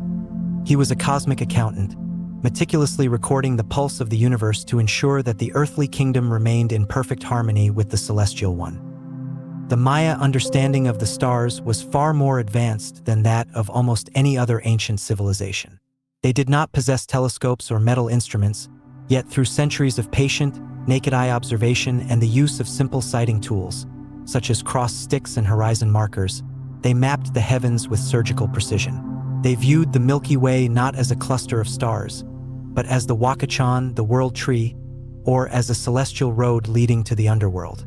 They tracked the movements of the Pleiades, which they believed marked the precise moment for the beginning of the agricultural cycle, and they recorded the cycles of solar and lunar eclipses with such accuracy that their predictions were only seconds off from modern satellite data. For the Maya, the sun was the supreme life-giver, the Kinicha, whose daily journey across the sky and nightly descent into Xibalba represented the eternal cycle of life and death. The zenith passage, the moment when the sun stands directly overhead at noon, casting no shadow, was the most sacred time of the year, a moment of absolute vertical alignment that signaled the gods' direct blessing upon the city. This celestial knowledge was the ultimate source of political and spiritual power. By predicting the arrival of the rains or the onset of an eclipse, the astronomer priests provided the Kuhula Jaw with the divine mandate to rule. If the king knew when the sun would be eaten by the moon and could perform a ritual to restore its light, his authority was seen as absolute. The stars were the blueprints for every grand construction project. Temples were built to align with the rising of specific constellations, and entire plazas were laid out to mirror the geometry of the heavens. This was a civilization that lived in a state of constant cosmic awareness, where the movement of a single planet could dictate the beginning of a war or the coronation of a king. The keepers of the sky were the bridge between the mortal and the eternal, translating the silent whispers of the stars into a language of survival. As the wind howls through the empty windows of El Caracol today, it carries the echoes of a people who looked at the night sky not with fear of the unknown, but with the profound confidence of those who had mastered the language of the universe itself. In the velvet darkness of the tropical sky, long before the first hint of dawn began to bleed into the eastern horizon, one light outshone all others with a cold, piercing intensity. To the ancient Maya, this was not just a planet. It was Noek, the great star, the celestial manifestation of supreme power and calculated destruction. While the sun was the life-giver and the moon the guardian of the night, Venus was the master of destiny, a rhythmic harbinger of both agricultural renewal and total war. The Maya astronomers observed Venus with a level of obsession that bordered on the fanatical, tracking its 584-day synodic cycle with a precision that remains one of the most staggering intellectual feats of the ancient world. They understood that 5 Venusian cycles aligned perfectly with 8 solar years, creating a mathematical harmony that they believed governed the very pulse of existence. In the sacred pages of the Dresden Codex, one of the few surviving Maya books, several pages are dedicated entirely to the movements of Venus, recording its appearances and disappearances behind the sun with an accuracy that matches modern calculations within a fraction of a day. This was not mere curiosity. It was a survival strategy, for the Maya believed that the positions of the great star dictated the precise moments when the Earth was most vulnerable to both divine blessing and celestial wrath. The identity of Venus in the Maya world was dual and terrifying. As the morning star, rising ahead of the sun, it was seen as a dangerous, aggressive deity, the Lord of the Dawn, who emerged from the underworld to strike the Earth with spears of light. This was the era of the Star Wars. Unlike the modern concept, a Maya Star War was a military campaign meticulously timed to coincide with specific stations of Venus, particularly its first heliacal rising after a period of invisibility. To the divine lords of cities like Tikal, Calakmul, and Dos Pilas, the appearance of Venus was a cosmic signal that the barriers between worlds were thin, and that a war launched under its gaze was sanctified by the heavens. Inscriptions throughout the lowlands record these conflicts with a specific hieroglyph, a star showering liquid upon a city, signifying a campaign of total conquest. These were not skirmishes of chance. They were ritualistic executions of geopolitical strategy, where the capture of a rival king was seen as a mathematical necessity to restore the balance of the universe. The glint of obsidian blades in the forest was the earthly echo of the great star's cold light, a reminder that in the Maya world, the movement of a planet thousands of miles away could decide the fate of thousands of souls in the jungle below. Yet, for all its association with blood and conquest, Venus was also the silent guardian of the Milpa and the provider of the rains. The Maya recognized that the cycles of the great star were intimately linked to the arrival of the life-giving moisture that sustained their maize crops. In many city-states, the deity associated with Venus was also a bringer of abundance, a celestial weaver who gathered the clouds and directed the winds. This paradox, that a single light could represent both the spear of the warrior and the sprout of the corn, was the essence of the Maya philosophy of balance. They viewed the universe as a place of constant tension between opposing forces, where destruction was the necessary precursor to rebirth. Temples and platforms were aligned with surgical precision to the northern and southern extremes of Venus's journey across the horizon, acting as stone anchors that tethered the city to the celestial. Clockwork, to the keepers of the sky, the 584-day count was a sacred poem written in the language of the stars, a testament to the belief that human history was not a random series of events, but a deliberate participation in a grand, cosmic ritual. As the morning star fades into the brilliance of the rising sun today, it leaves behind the silent legacy of a civilization that found in the movements of a single planet the courage to build empires and the wisdom to know when they must fall. In the grand design of the Maya universe, the sun was not merely a celestial body, but the ultimate architect of time, the Kaminaljuyu, whose daily transit defined the rhythm of existence. However, the Maya did not simply observe the sun. They captured it. Through a breathtaking fusion of advanced geometry, astronomy, and stone masonry, they transformed their entire cities into colossal solar clocks. To walk through a Maya city during the turning of the seasons was to witness a silent, light-driven symphony where the movement of the sun across the horizon was mirrored by the shadows cast upon the limestone facades of the great temples. These structures were built with a level of precision that challenges the capabilities of modern engineering, designed so that on specific days of the year, the solstices and the equinoxes, the light of the sun would interact with the architecture to create visual miracles that signaled the God's direct presence on Earth. This was the solar precision, a manifestation of the belief that for a civilization to endure, it must be physically tethered to the unyielding laws of the solar cycle. The most famous example of this architectural sorcery is found at Chichen Itza, at the pyramid known as El Castillo, or the Temple of Kukulkan. This structure is a mathematical masterpiece in stone. It possesses 4 staircases, each with 91 steps, which, when added to the shared top platform, total 365, the exact number of days in the solar year. But the true miracle occurs during the spring and autumn equinoxes. As the sun begins its descent toward the western horizon, the shadow of the pyramid's 9 terraces is cast onto the side of the northern staircase. In a slow, mesmerizing display of light and shadow, 7 triangles of light form, connecting the summit of the pyramid to the massive stone serpent heads at the base. To the thousands of spectators gathered in the plaza, it appears as though the plumed serpent, Kukulkan himself, is descending from the heavens to fertilize the earth and signal the beginning of the planting season. This was not a chance occurrence. It was a calculated event, a demonstration of the Maya's ability to predict the exact angle of the sun and manifest that knowledge in millions of tons of limestone. The solar precision of the Maya extended far beyond the famous site of Chichen Itza. In the city of Zabilchaltan, the Temple of the Seven Dolls was built so that during the spring equinox, the rising sun would appear directly in the center of the temple's doorways, a blinding burst of light that signaled the rebirth of the world. In the Uxmal complex, the Maya built E-groups, specialized architecture. In the quiet, dust-moated libraries of the Maya elite, held within the inner sanctums of palaces and temples, resided the most fragile and potent objects of their civilization, the codices. These were not books in the sense we understand today, but long, accordion-folding screens made of amati, a sacred paper crafted from the inner bark of the wild fig tree. Coated with a fine layer of white lime plaster, these screens served as the canvases for the Ajtzib, the master scribes whose hands were believed to be guided by the gods themselves. To the Maya, the written word was more than a record. It was a living entity, a rhythmic capture of the divine breath.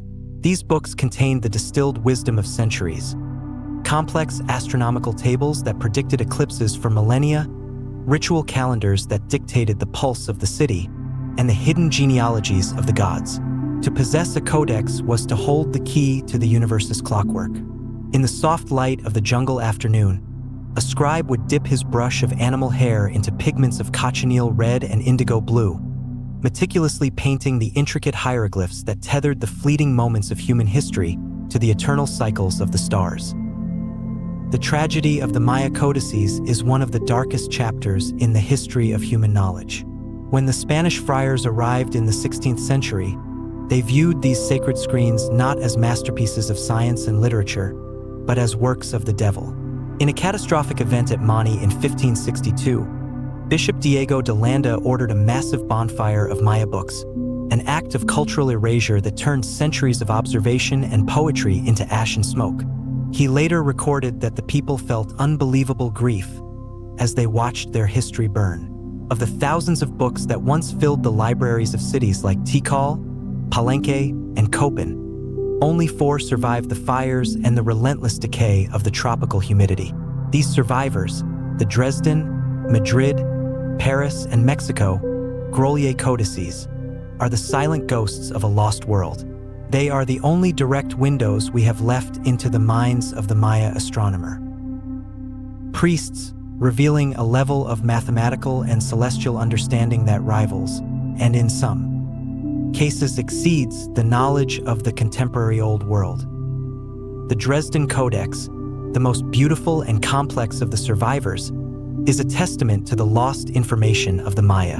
It contains the famous Venus tables we explored in earlier sections, but it also features a terrifyingly accurate table of lunar eclipses and instructions for rituals that maintain the cosmic balance. These books were the brains of the Maya state. Without them, the knowledge of how to build the Great Pyramids or calculate the 5,125-year cycle of the long count would have been lost to the encroaching jungle far sooner. The scribes who created them were high-ranking nobles, often the younger brothers of kings, who viewed their work as a form of high-stakes prayer. They understood that if the ink faded or the paper crumbled, the connection between the people and the divine would be severed. Today, as we peer at the surviving fragments of these bark paper treasures, we are not just looking at ink on paper. We are looking at the soul of a civilization that believed the greatest power of all was not the strength of the obsidian blade, but the enduring clarity of the written word. Before the first mountain was raised, before the first bird sang in the humid morning of the world, there was only the silence of the sky and the stillness of the sea.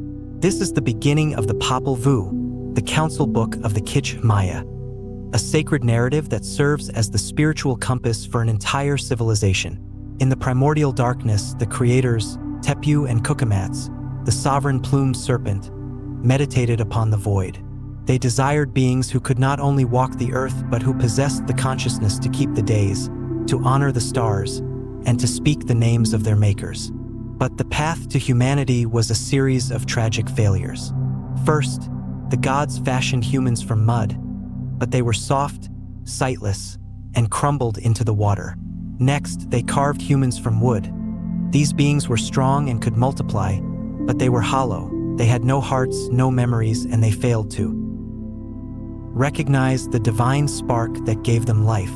In a terrifying act of cosmic cleansing, the gods sent a great flood of resin to destroy the wooden people, leaving the world once again in a state of expectant silence. It was from this failure that the true story of the Maya began, a journey of blood, wit, and sacrifice that led to the birth of the hero twins. The heart of the Popol Vuh follows the epic journey of Hunahpu and Spelunky, the hero twins who challenged the arrogant lords of death. Their father and uncle had been lured into Xibalba, the Maya underworld, and executed for the crime of playing the sacred ball game too loudly above the heads of the Dark Lords. The twins, armed only with their blowguns and their immense cunning, descended into the watery abyss to avenge their kin and restore the balance of the universe. Xibalba was not merely a place of the dead. It was a labyrinth of terror, featuring the House of Knives, the House of Cold, and the House of Jaguars. Trials designed to break the spirit of any mortal who dared to enter. Yet, the twins did not fight with brute strength. They fought with the mind. They outsmarted the Lords of Shadow at every turn, performing miracles of self-sacrifice and rebirth that baffled the rulers of the underworld. Their final victory over death was the necessary precursor for the creation of the fourth and final version of humanity, the people made of white and yellow maize. The Popol Vuh is more than a collection of myths. It is a philosophical treatise on the nature of existence. It teaches that life is a cycle of death and resurrection, and that the light of the sun and moon, which the hero twins eventually became, is only possible through the courage to face the darkness. This epic was preserved for centuries through oral tradition and painted hieroglyphs, eventually being transcribed into the Latin alphabet by kitsch nobles in the 16th century to save it from the fires of the Inquisition. It is the Bible of the Maya, a text that explains why the corn is sacred, why the ballgame is a cosmic ritual, and why every human breath is a dead ode to the gods who labored through the darkness to find the perfect substance for the human soul. To read the Popol Vuh is to listen to the heartbeat of the Maya forest, a reminder that even in the deepest night, the seeds of the dawn are being planted by the heroes of the past. To understand the Maya soul, one must be willing to descend beneath the roots of the world tree and venture into the watery, sunless abyss known as Xibalba, the place of fright. For the ancient Maya, the underworld was not a distant, abstract concept of the afterlife, but a terrifyingly physical reality that lay just beneath the surface of the earth, accessible through the dark, yawning mouths of caves and the crystalline, still waters of the cenotes. Xibalba was a subterranean kingdom of 9 levels, a labyrinth of shadow and trial governed by the Lords of Death. These were not benevolent ancestors, but cruel, multifaceted deities who delighted in the suffering and deception of mortals. Led by the primary lords, Hun came, 1 death, and Vucub came, 7 death. The hierarchy of Xibalba was a grotesque mirror of the royal courts above. There were lords who caused the blood to clot, lords who withered the flesh, and lords who turned the skin into scabs. To enter Xibalba was to enter a realm where the laws of the living were inverted, where the air was thick with the scent of decay and the only light came from the cold, flickering phosphorescence of the damp limestone walls. The journey to the heart of Xibalba was guarded by a series of impossible obstacles designed to break the traveler's will before they even reached the gates of the city. The hero twins, as told in the Popol Vuh, had to cross rivers of boiling water, rivers of blood, and rivers of stinging scorpions. But the true terror of the underworld lay in the houses of ordeal, specialized chambers of torture that tested the physical and spiritual endurance of any soul brave or foolish enough to enter. There was the Quekumaha, the House of Darkness, where the gloom was so absolute it seemed to possess a weight of its own, pressing against the eyes of the intruder. There was the Zuxulam, the House of Cold, where a relentless, biting wind from the void sought to freeze the very marrow of the bones. In the Balami, the House of Jaguars, the air was filled with the low, hungry growls of spectral predators waiting in the shadows to devour the unworthy. Perhaps most terrifying were the House of Bats, where the shrieking of the Kamesats, the death bat gods, filled the silence, and the House of Knives, where obsidian blades moved with a life of their own, clashing and slicing through the darkness. Despite its name and its horrors, Xibalba was a necessary component of the Maya cosmic cycle. It was the place of transformation, the dark soil in which the seeds of the sun and the human spirit had to be planted before they could rise again into the light. The Maya did not view the underworld with the singular dread found in many modern religions. Rather, they respected it as the source of ancestral wisdom and the essential counterpart to the celestial realm. Every night, the sun god himself had to battle his way through these 9 levels, transforming into the night sun, the skeletal jaguar lord, to emerge triumphant at dawn.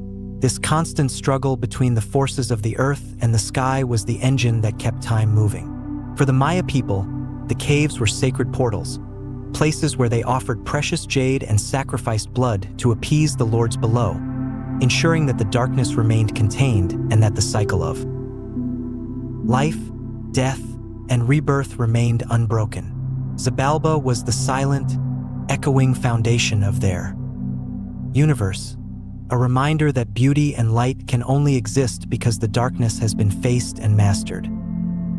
Deep within the architectural heart of every Maya city, nestled between the towering pyramids of the gods and the sprawling palaces of the kings, lay a long, eye-shaped arena of stone that served as the primary stage for the most significant ritual in Mesoamerica, the sacred ballgame, known as Pitz. To the ancient Maya, this was not merely an athletic competition or a form of entertainment. It was a high-stakes cosmic drama, a physical reenactment of the struggle between the forces of light and the lords of the underworld. The ballgame was the laboratory of destiny, a place where the movements of the sun, the moon, and the planets were mirrored in the flight of a heavy rubber ball. Every strike, every dive, and every point scored was believed to influence the balance of the universe, ensuring that the sun would continue its daily journey and that the rains would return to nourish the sacred maize.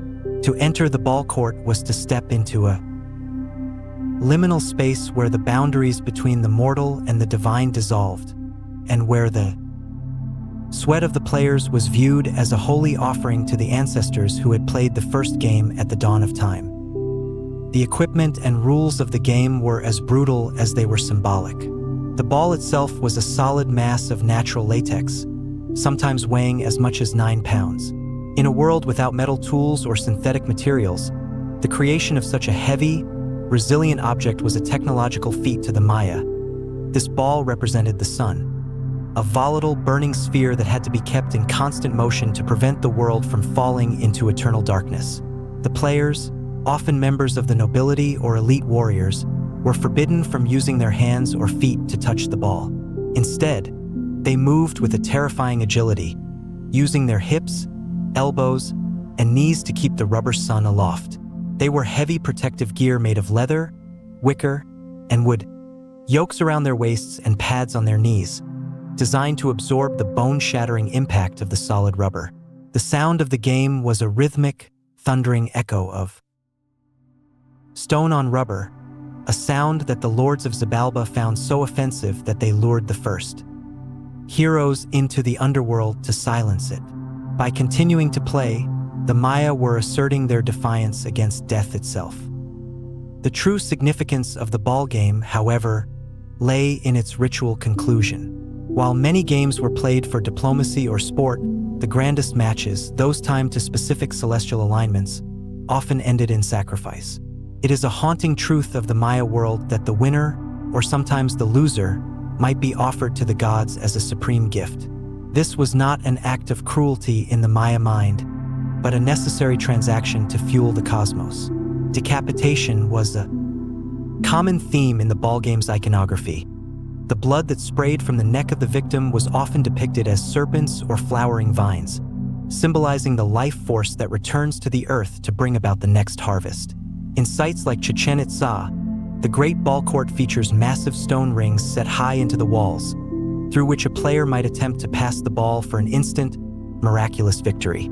These rings were the portals through which the sun passed during the equinox. To play the game was to participate in the eternal cycle of life, death, and rebirth. As the final echoes of the rubber ball fade into the jungle night, the ball court remains as a silent witness to a civilization that understood that even the most beautiful light can only be maintained through the courage to face the ultimate sacrifice. To the modern mind, the concept of sacrifice often evokes images of darkness and cruelty, but to the ancient Maya, it was the ultimate act of piety, a profound biological and spiritual necessity that sustained the very fabric of existence. At the core of Maya cosmology lay the belief in a sacred debt. The gods had labored through the darkness of precreation, failing multiple times before successfully fashioning humanity from maize and their own divine blood. This act of creation was not a free gift.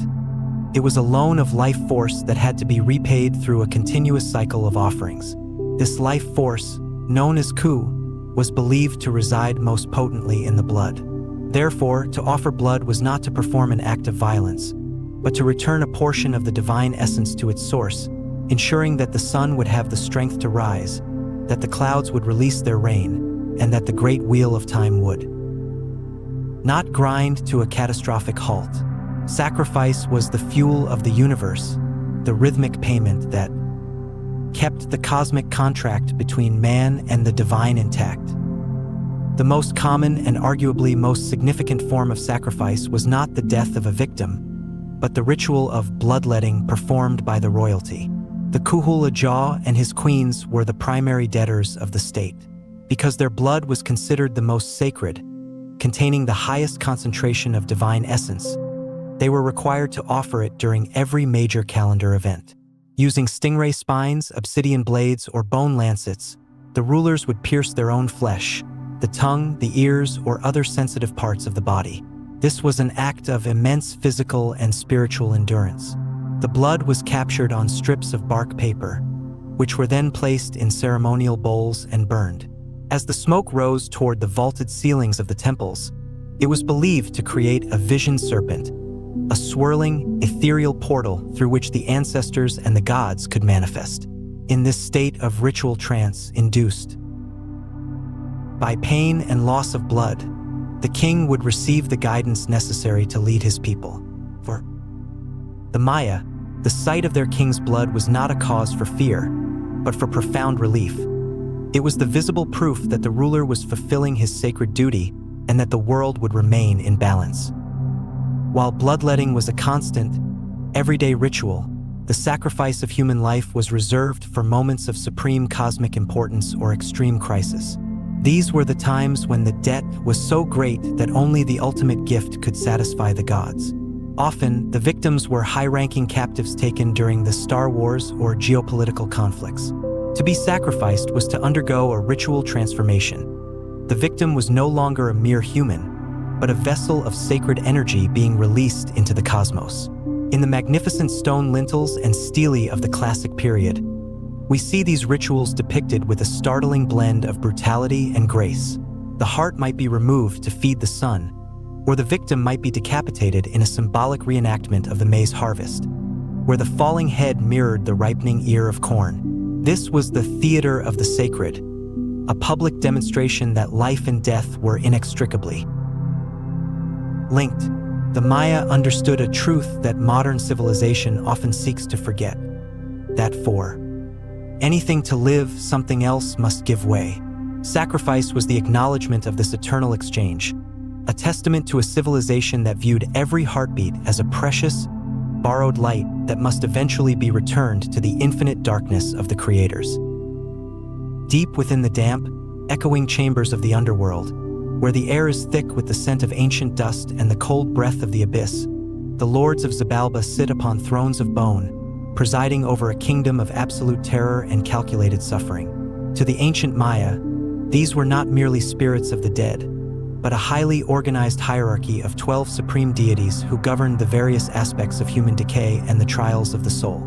At the pinnacle of this dark bureaucracy stood Hun Kame and Vukub Kame, 1 death and 7 death, the ultimate judges who dictated the laws of the watery abyss. Their presence was a grotesque reflection of the royal courts above. They wore jewelry of human remains. Their skin was often depicted as skeletal or covered in the spots of decomposition, and their eyes held the cold, unblinking wisdom of the eternal void.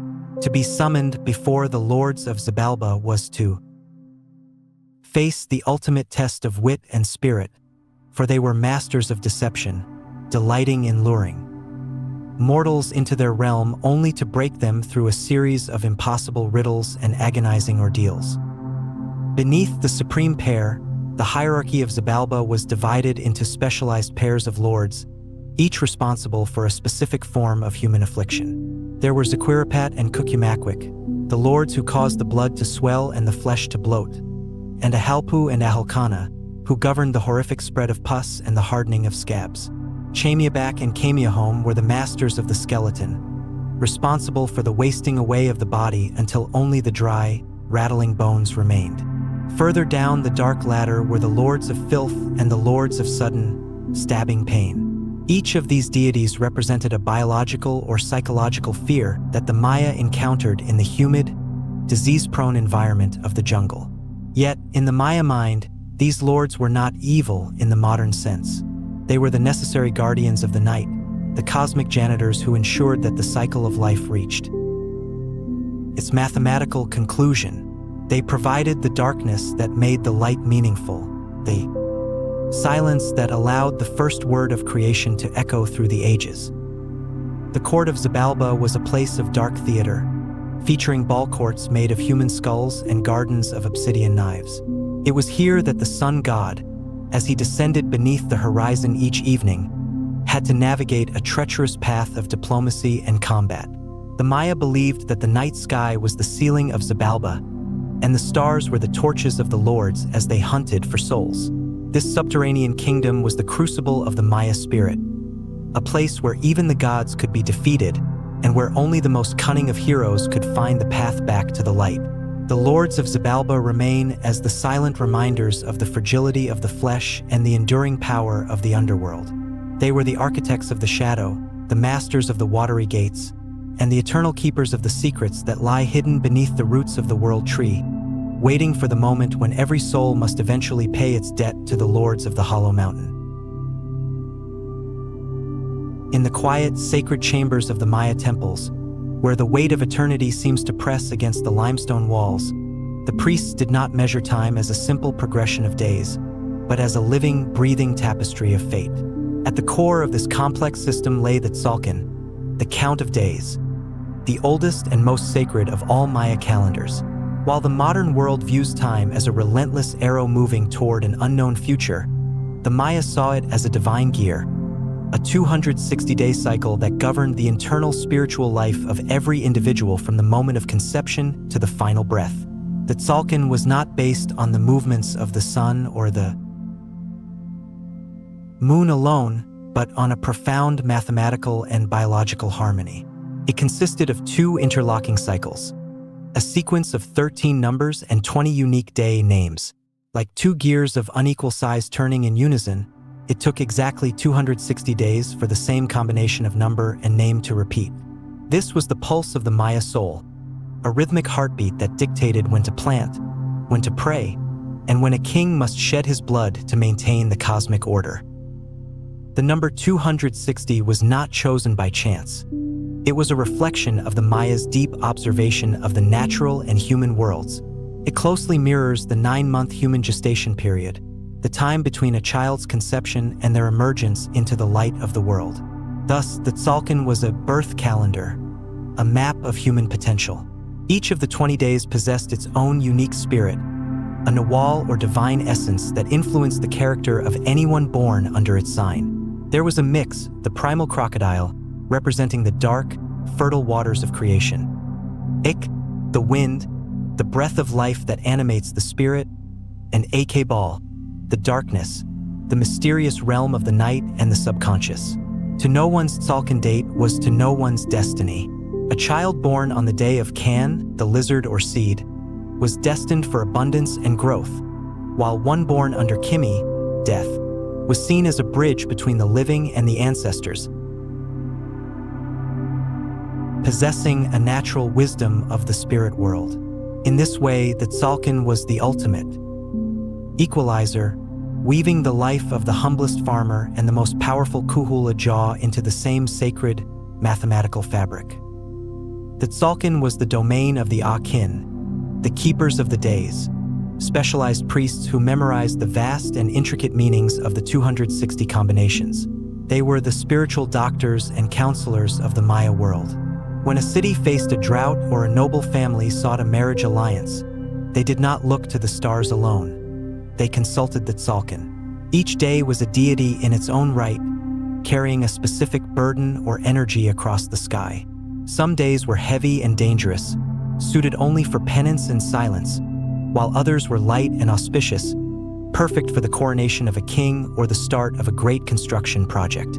This calendar was the invisible architecture of Maya society, a system that transformed the abstract concept of time into a tangible, daily dialogue with the divine.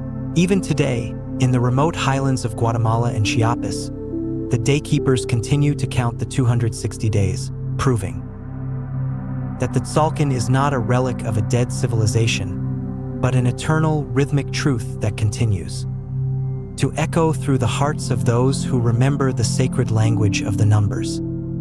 While the Tzolk'in governed the hidden, spiritual currents of the Maya soul, there existed another, more external count of time that anchored the civilization to the physical rhythms of the earth and the sun, the Hab.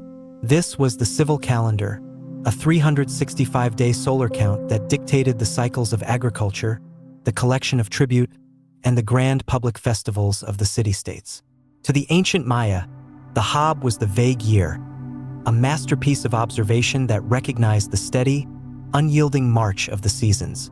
It was divided into 18 months of 20 days each, known as Unals, with a final, spectral period of 5 nameless days added at the end to complete the solar cycle. Each month carried its own name and its own specific character, representing a stage in the life of the jungle and the labor of the people. There was Pop, the mat, which signaled the beginning of the new year, Zats, the month of the bat, when the rains began to fade, and Zul, the end, when the gods were thanked for the harvest. In the Hab, time was not just a number. It was a seasonal journey through the bounty and the hardship of the tropical world, a practical guide for the survival of millions. However, the true mystery of the Hab lay in its final 5 days, the Wayeb. These were the nameless days, a time that existed outside the normal structure of the world. To the Maya, the Wayeb was a period of extreme spiritual danger, a threshold where the barriers between the mortal realm and the dark abyss of Xibalba grew thin and permeable. During these 5 days, the gods were believed to be resting, and the world was left unguarded. It was a time of profound silence and ritual caution. The people would extinguish their hearth fires, cease all work, and avoid any activity that might draw the attention of the malevolent spirits that roamed the shadows of the forest. No one would wash their hair, no weddings would be performed, and the streets of the great cities, usually bustling with the noise of the marketplace, would fall into an eerie, expectant stillness. The Wayeb was a communal act of humility, a recognition that human existence is fragile and dependent on the constant protection of the divine. It was only through prayer, fasting, and the performance of specific New Year rituals that the people could ensure the sun would return and that a new cycle of the Hab would begin. The Hab and the Tzolk'in were not separate systems, but two interlocking gears in the great clockwork of Maya time. Like a small wheel turning against a large one, these two calendars moved in a perfect mathematical dance known as the calendar round. It took exactly 52 solar years for a specific date in the Tzolk'in to align once again with a specific date in the Hab. For the Maya, the completion of this 52-year cycle was a moment of immense cosmic significance, a century in their mind. It was a time of rebirth and renewal. While the Tzolk'in and the Hab tracked the daily rhythms of the soul and the seasons, the Maya possessed a much grander vision of time, one that stretched back into the primordial mists of creation and far forward into the distant reaches of the infinite future. This was the long count, a linear tracking system of staggering mathematical precision that allowed the Maya to record their history not just in years, but in eons. To the ancient Maya, time was not a mere backdrop to human events. It was a vast, multi-layered machine, a series of interlocking gears that moved with the slow, inevitable majesty of the stars. The long count was the ultimate anchor for the divine lords, a way to place their births, accessions, and victories within a cosmic framework that reached back to the very day the world was born. By recording dates that spanned millions of years, the Maya demonstrated a concept of deep time that was virtually unique in the ancient world, proving that they viewed themselves not as temporary inhabitants of the jungle, but as participants in a grand, eternal drama that had no beginning and would have no end.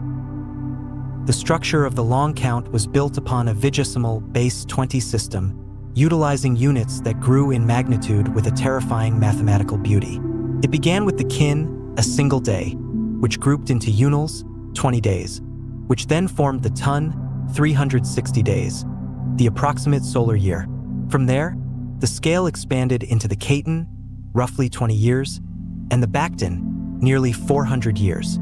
Beyond these lay even more colossal units, such as the Picton and the Calipton, which track time in cycles of hundreds of thousands of years.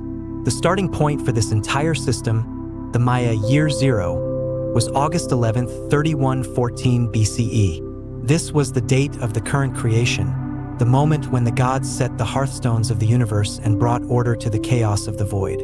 Every monument in the classic Maya world, every stone stela carved with the likeness of a king, was inscribed with a long count date, anchoring the fleeting glory of the ruler to the immortal pulse of the Bactons.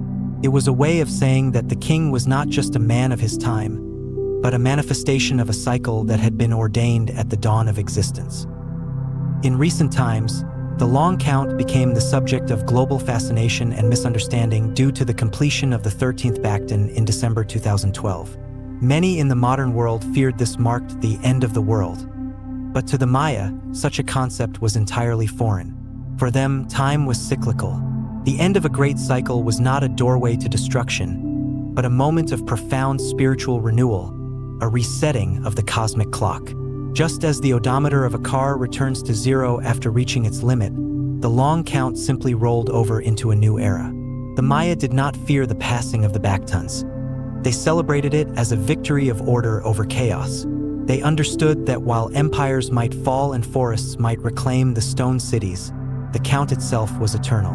The long count was the heartbeat of the universe, a silent, mathematical pulse that reminded every citizen of the Maya world that they were part of. Something vast, ancient, and beautifully predictable. It was the ultimate expression of a civilization that found in the cold, abstract logic of numbers the comfort of an eternal home. On the winter solstice of December 21, 2012, much of the modern world stood in a state of peculiar digitized anxiety. From internet forums to Hollywood blockbusters, a singular narrative had taken hold. The ancient Maya had predicted the end of the world. Global headlines speculated on cataclysmic shifts, solar flares, and the literal collapse of the heavens. Yet, if one could have stepped back through the veils of time to consult the astronomer priests of Palenque or Tikal, they would have met these fears not with terror, but with profound bewilderment. To the Maya, the completion of the 13th Bacton, a massive cycle of 1,872,000 days or approximately 5,125 years, was not a countdown to an apocalypse, but a magnificent milestone in the eternal architecture of time. It was the closing of a grand cosmic chapter and the simultaneous opening of another. For a civilization that thought in units of millions of years, the idea of time simply ending was a mathematical and spiritual impossibility. The 2012 phenomenon was, in reality, a modern Western projection upon an ancient system that viewed existence as a series of infinite, rhythmic rebirths. The evidence for the 2012 date was found in only a handful of inscriptions, most notably on Monument 6 at the site of Tortuguero. The hieroglyphs on this weathered limestone slab spoke of the completion of 13 cycles and the descent of a deity named Ballgame, a god associated with war, creation, and the transition of eras, while modern sensation seekers interpreted this descent as a herald of destruction. Maya scholars understand it as a ritualistic investiture. It was the moment when the cosmic clockwork reset its gears, and the gods reaffirmed their presence in the newly born era. To the classic Maya, this was a day of supreme celebration, similar to how we might view the turning of a millennium, but with a much deeper religious weight. They believed that just as the first 3 creations of the world had failed before the current Maize era began, the transition between Backtons was a time to cleanse the spirit and prepare for a fresh infusion of divine energy into the world. This distinction between apocalypse and renewal highlights the fundamental difference between linear and cyclical worldviews. In the Western tradition, time is often seen as a straight line with a definitive beginning and an inevitable end. In the Maya universe, time is a circle, or more accurately, a complex series of interlocking spirals. Nothing is ever truly lost. It simply transforms and returns in a new guise. The 2012 date was the odometer moment of the long count calendar. When the count reached 13.0.0.0.0, the universe did not shatter. It simply breathed. For the contemporary Maya people living in the highlands of Mesoamerica today, the end of the 13th Bacton was marked not by fear, but by sacred ceremonies of fire and gratitude. They stood on the ruins of their ancestors' pyramids and looked toward the dawn, proving that their culture had survived the collapse of cities and the fires of conquest. The true prophecy of 2012 was not about the end of life, but about the resilience of the human spirit and its ability to remain anchored in the sacred rhythm of the stars, reminding us that every sunset is merely the necessary precursor to a new and brilliant sunrise. As the great cities of the classic Maya period began to fall silent, and the encroaching jungle vines started their slow, green conquest of the limestone palaces, a final and desperate battle was being fought, not with obsidian blades, but with the tip of a brush. This was the era of the last scribe, the guardian of a fading world who understood that while stone might crumble and empires might vanish, the soul of a people resides in their memory.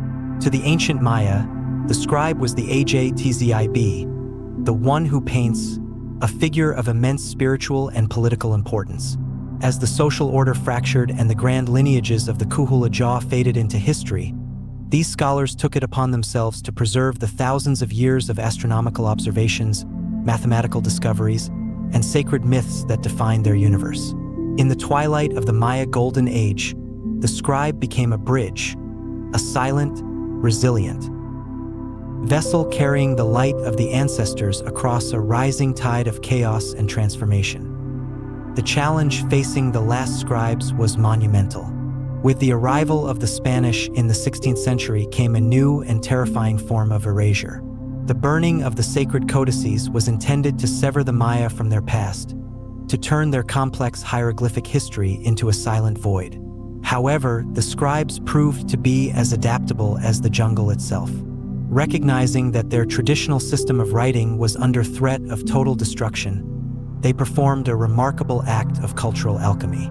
They began to utilize the Latin alphabet, taught to them by the friars, not to adopt a new faith, but to hide their own sacred knowledge in plain sight. This was the birth of the books of Chilambalam and the transcription of the Popol Vuh. By writing their ancient prophecies and histories in a script the conquerors could read, but whose deeper, esoteric meanings they could never grasp, the last scribes ensured that the heartbeat of the Maya world would continue to throb in secret, passed down from generation to generation in the shadowed corners of village homes. The legacy of the last scribe is not found in the dusty fragments of burned paper, but in the living traditions of the millions of Maya people who inhabit Mesoamerica today. The knowledge was never truly lost. It simply changed form. The complex mathematics of the long count became the woven patterns of a woman's hupil. The astronomical alignments of the pyramids were preserved in the orientation of humble village shrines, and the sacred names of the gods were whispered in the guise of Catholic saints. Today, there is a powerful movement of cultural reclamation, where modern Maya scholars are relearning the hieroglyphs of their ancestors, deciphering the stone stelae that stood silent for a millennium. They are the new scribes, completing the circle that was broken centuries ago.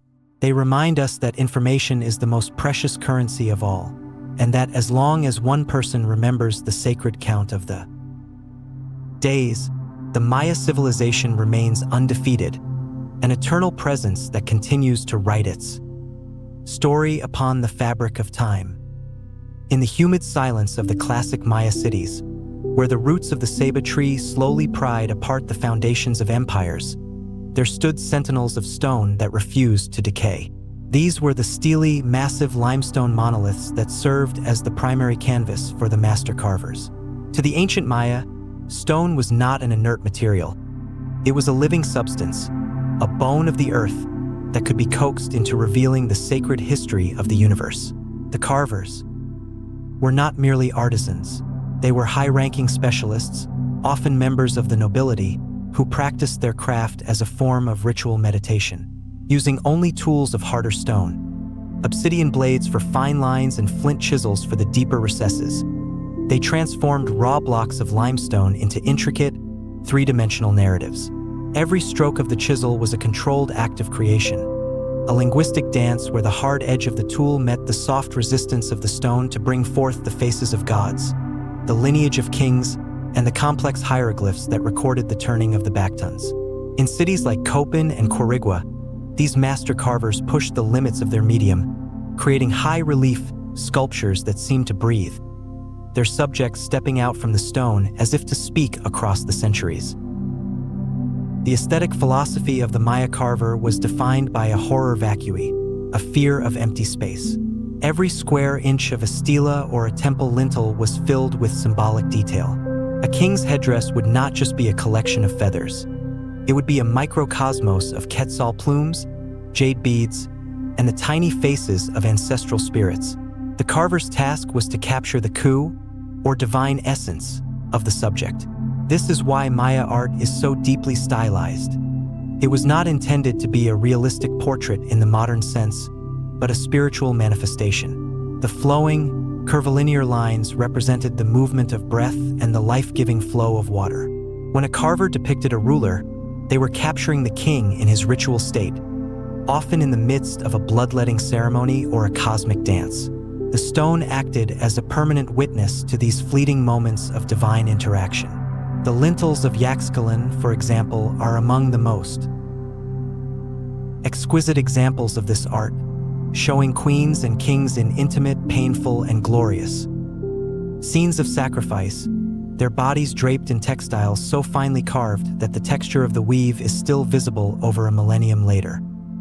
Beyond the grand stelae, the carvers also worked on a smaller, more intimate scale, creating masterpieces of jade, shell, and bone.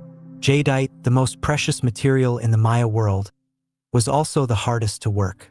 Without metal tools, the carvers used abrasives like quartz sand and birdbone drills to hollow out beads and incise the faces of sun gods onto pendants. This was a labor of extreme patience, where a single small piece could take months or even years to complete. This dedication to craft was rooted in the belief that the beauty of the object was a measure of the soul's devotion.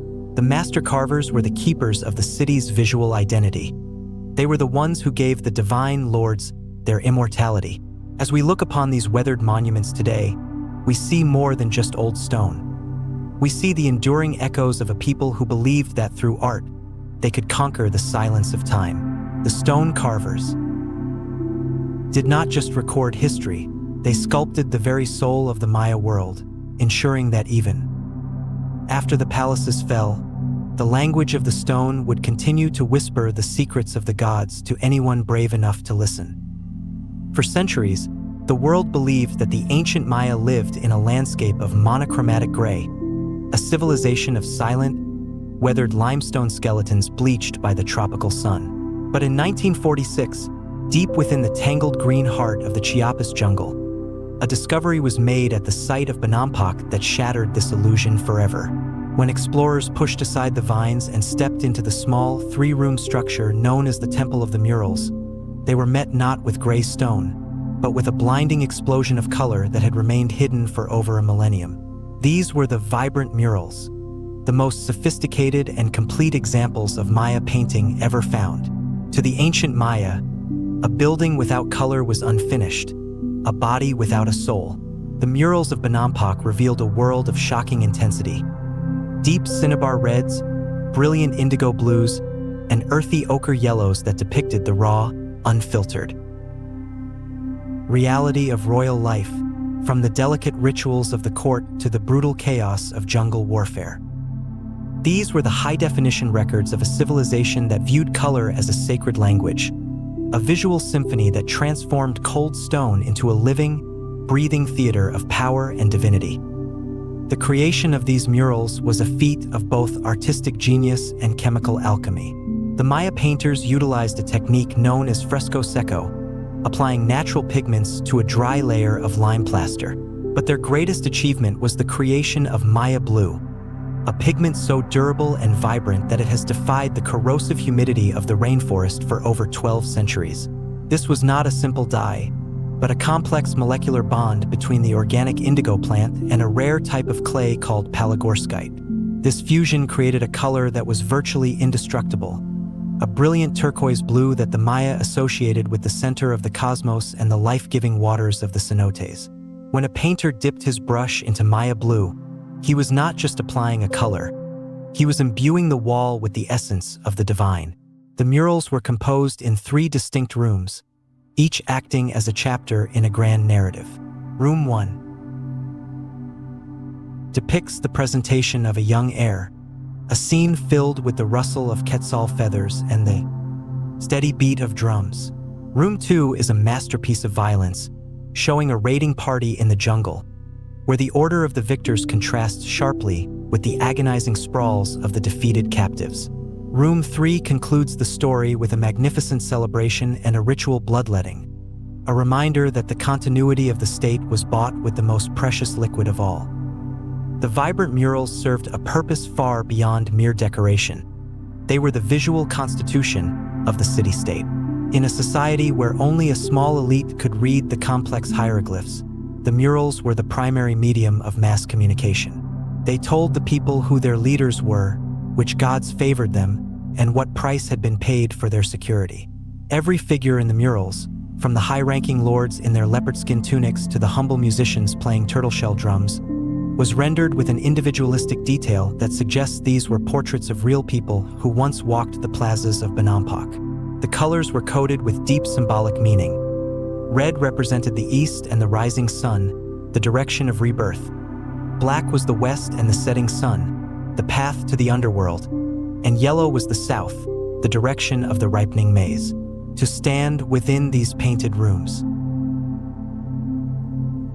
was to be enveloped in the Maya universe itself, as the light of a torch flickers across these walls. Today, the vibrant ghosts of the past seem to stir, reminding us that the Maya did not live in a world of gray ruins, but in a kingdom of brilliant, enduring light that even the deepest jungle could never truly extinguish. In the Maya world, a humble lump of river clay was not merely a raw material. It was a fragment of the earth's body, waiting to be breathed into life by the hands of a master. To the ancient Maya, pottery was an art form of supreme intellectual and spiritual depth, a medium that allowed the ethereal concepts of mythology and the rigid requirements of royal history to be held in the palm of one's hand. Remarkably, the Maya never utilized the potter's wheel, a tool common in the Old World. Yet they achieved a level of technical and aesthetic sophistication that rivals the finest porcelains of China or the vases of ancient Greece. Through the coil and scrape method, artisans built up the walls of their vessels with a steady, rhythmic patience, creating forms so thin and perfectly symmetrical that they seemed to defy the limitations of hand molding. These were the codex-style vessels, portable masterpieces of fire and clay that served as the intimate canvases for the civilization's most complex narratives. A single cylindrical vase was more than a container. It was a rotating stage where the gods of the underworld, the heroes of the Popol Vuh, and the kings of the Golden Age performed their eternal dramas in a continuous, flowing loop of polychrome brilliance. The surface of a classic Maya vase was a laboratory of linguistics and art. Using slips, liquefied clay mixed with minerals like hematite and manganese, these ceramic vessels occupied a central role in the theater of the court. In the grand palaces of Tikal or Palenque, the drinking of cacao was a sacred ritual of diplomacy and status.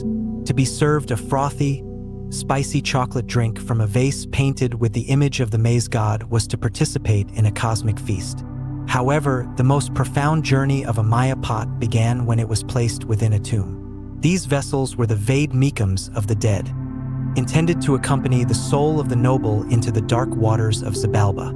Often, these pots were intentionally killed, pierced with a small hole to release their spirit so that they could serve their owner in the afterlife. In the silent darkness of the burial chambers, these vases remained as the only witnesses to the transition of the soul. Today, as we rotate these vessels in the soft light of a museum, we are doing more than looking at ancient pottery. We are reading the portable books of a lost world. Each line of paint and each hieroglyphic glyph is a whisper from a master artist who understood that while the body is frail and the jungle is relentless, the stories told in fire and clay can endure for eternity. To walk through the limestone plazas of a classic Maya city at the height of a religious festival was to be enveloped in a complex and terrifyingly beautiful soundscape, the music of the rain. For the ancient Maya, music was not a separate form of entertainment or a background aesthetic. It was a sacred vibration, a physical bridge that allowed the human spirit to resonate with the divine frequencies of the cosmos. They believed that the universe itself was born from a primordial sound, and that by recreating these melodies, they could influence the movements of the gods and the fall of the rain. The Maya soundscape was a masterfully crafted symphony of natural materials. The deep, thundering pulse of the tunkel, slit drum, the haunting, bird-like trills of clay flutes, and the piercing, authoritative call of the conch shell trumpet. These instruments were more than tools. They were considered living beings with their own breath, often decorated with the faces of deities to signify that when played, it was the god himself who was speaking through the air. The variety of Maya instruments revealed a sophisticated understanding of acoustics and musical theory. Archaeological finds and the vivid murals of Bonampak show a vast array of percussion, wind, and stringless instruments.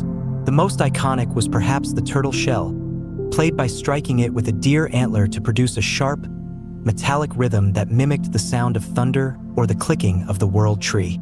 Alongside these were the long wooden trumpets, often twice the height of a man, which produced a low, vibrating drone that could be heard for miles across the jungle canopy.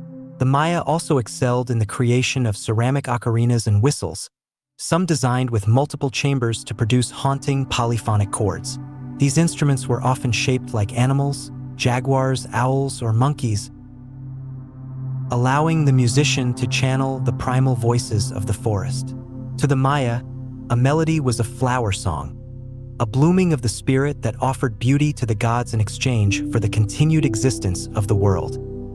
Dance was the inseparable twin of Maya music, a ritualized movement that transformed the body into a cosmic vessel. In the grand theater of the plazas, the Kuhulajaw and his high-ranking nobles would perform the star dance, or the dance of the maize god. Dressed in towering headdresses of quetzal feathers and heavy jade ornaments that clattered rhythmically with every step, the dancers were not merely performing, they were becoming. Through hours of repetitive, trance-inducing movement and the constant, hypnotic beat of the drums, the dancers reached a state of spiritual ecstasy, believed to be the moment when the ancestors descended to occupy the physical bodies of the living. These ceremonies were often timed to specific celestial alignments, ensuring that the earthly dance was a perfect mirror of the celestial dance of the planets. The sweat of the dancers and the echoes of the flutes were seen as a form of spiritual rain, a sacrifice of energy that guaranteed the fertility of the soil and the stability of the sun. Even today, the wind howling through the empty stone arches of the ruins seems to carry the faint, ghostly remnants of this ancient music, a reminder that for the Maya, the world was a song that had to be sung correctly for the dawn to return. In the humid, verdant world of the Maya, the human body was not a fixed, immutable entity, but a dynamic canvas upon which the very soul could be sculpted and reshaped to align with the divine. To be Maya was to undergo a profound and permanent aesthetic transformation that began in infancy and continued throughout life. This biological molding was not an act of vanity, but a spiritual necessity, a way to physically distinguish the civilized from the barbaric and the noble from the common. The most striking of these practices was cranial modification. Shortly after birth, a noble infant's head would be bound between wooden boards for months, gradually elongating the skull into a sloping, conical shape that resembled an ear of maize or the head of a jaguar deity. This was a mark of divine lineage, a physical assertion that the child's mind was tuned to a higher, more sacred frequency. To a Maya mother, a round head was an anomaly, a sign of being incomplete. The elongated head was the ultimate symbol of beauty, intellect, and aristocratic power. The Maya body was also a landscape of pain and ink. Tattooing was a widespread practice, but unlike modern tattoos, which are often purely decorative, Maya tattoos were acts of spiritual initiation and social identification. The process was brutal, involving the piercing of the skin with obsidian blades or animal spines, and the rubbing of charcoal-based inks into the wounds. The resulting scars were permanent badges of courage and devotion. Men would cover their arms and chests with the faces of gods and the glyphs of their achievements, while women would have delicate patterns of serpents and flowers inked onto their faces, arms, and breasts. This was a language of the skin, where every line and every symbol told the story of the individual's rank, their divine patrons, and their place within the cosmic order. Additionally, dental modification was a common mark of status. The Maya aristocracy would have their teeth filed into sharp, serpentine points or drilled with small holes to be inlaid with precious jade, pyrite, or turquoise. A smile from a Maya king was a flash of sacred green and gold, a blinding display of wealth and spiritual connection that literally embodied the belief that his words were precious gems. The Maya concept of beauty was one of radical transformation, a belief that the natural body was merely a starting point. Through jade ears pools so heavy they stretched the lobes to the shoulder, elaborate facial scarification that resembled the texture of reptile skin, and the intricate weaving of quetzal feathers into the hair, the Maya sought to transcend their human form. This was the performance of the self. In a world where the gods were constantly observing, one had to present oneself not just as a human, but as a worthy participant in the grand cosmic drama. The body was a sacred offering, and by sculpting it, painting it, and adorning it, the Maya believed they were making themselves more pleasing to the deities, ensuring that the rain would fall and the sun would rise. Today, the serene faces of the stucco portraits and the jade masks found in tombs are the silent witnesses to this philosophy, reminding us of a civilization that believed true beauty was not something one was born with, but something one was willing to endure pain to achieve.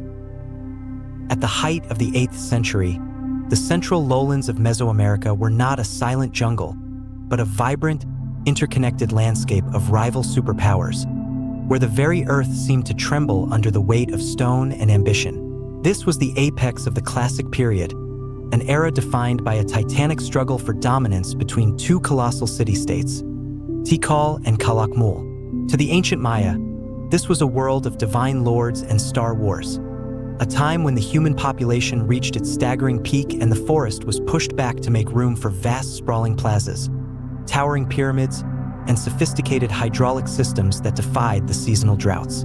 Tikal, known anciently as Yaxmutal, stood as a defiant skyscraper city, its steeply pitched temples piercing the canopy like stone fingers reaching for the gods. To walk its central plaza was to be dwarfed by the absolute authority of the Mutal dynasty, whose rulers commissioned monuments that recorded every heartbeat of their history. But to the north, hidden within the dense foliage of the Petan, lay the kingdom of the snake, Calakmul. This was a city of a different character, vast, sprawling, and possessed of a strategic brilliance that allowed it to weave a web of alliances, encircling Tikal and threatening to extinguish its light forever.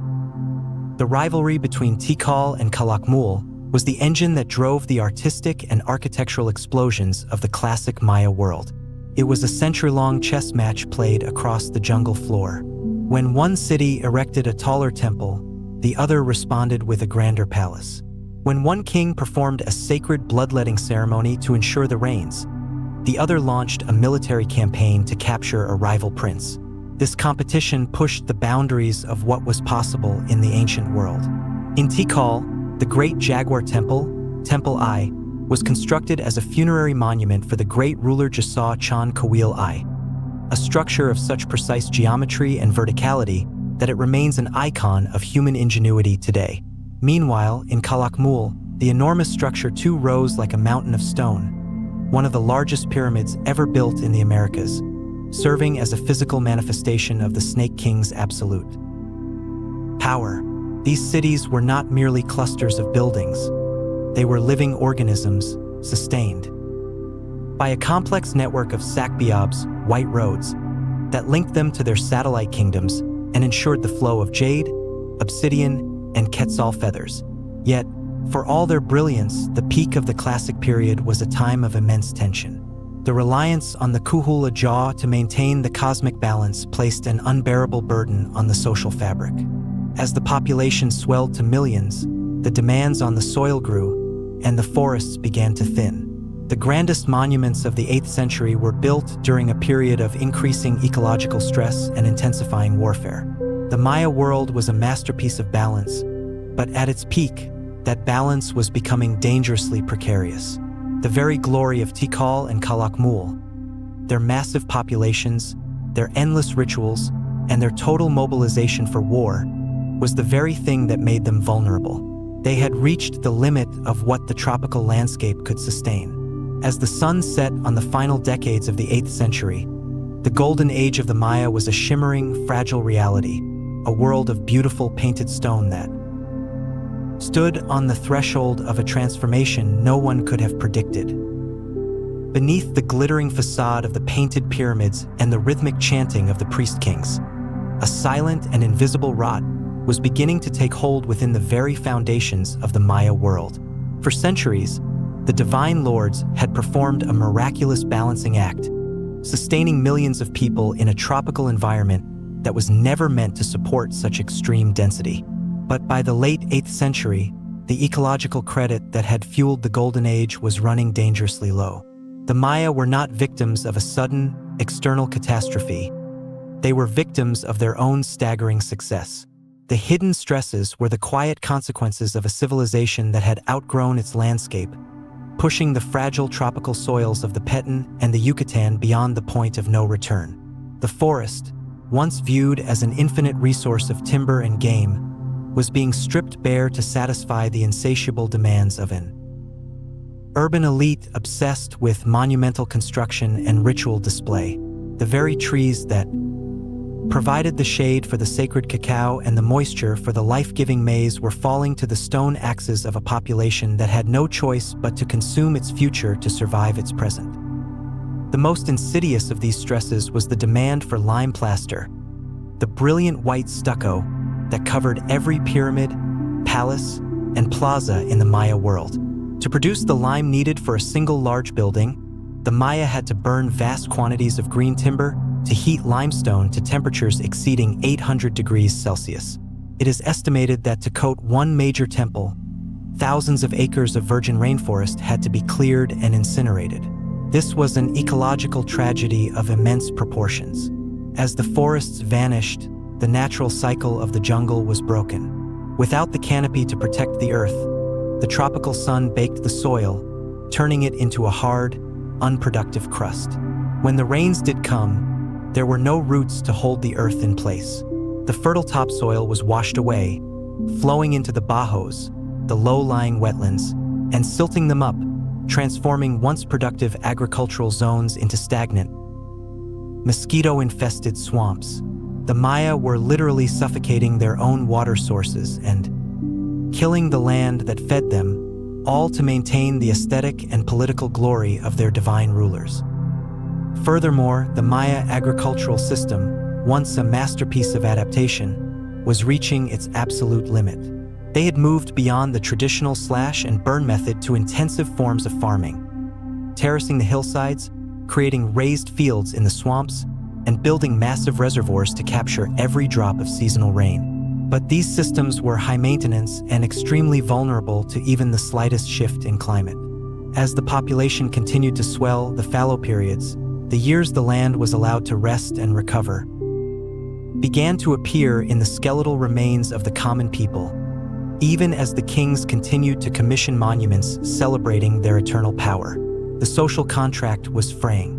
The people had given their labor and their blood to the kings in exchange for the gods' protection and the promise of rain. But as the crops failed and the forest receded, the authority of the divine lords began to look like a hollow mask, a painted face hiding a terminal crisis that no amount of ritual sacrifice could solve.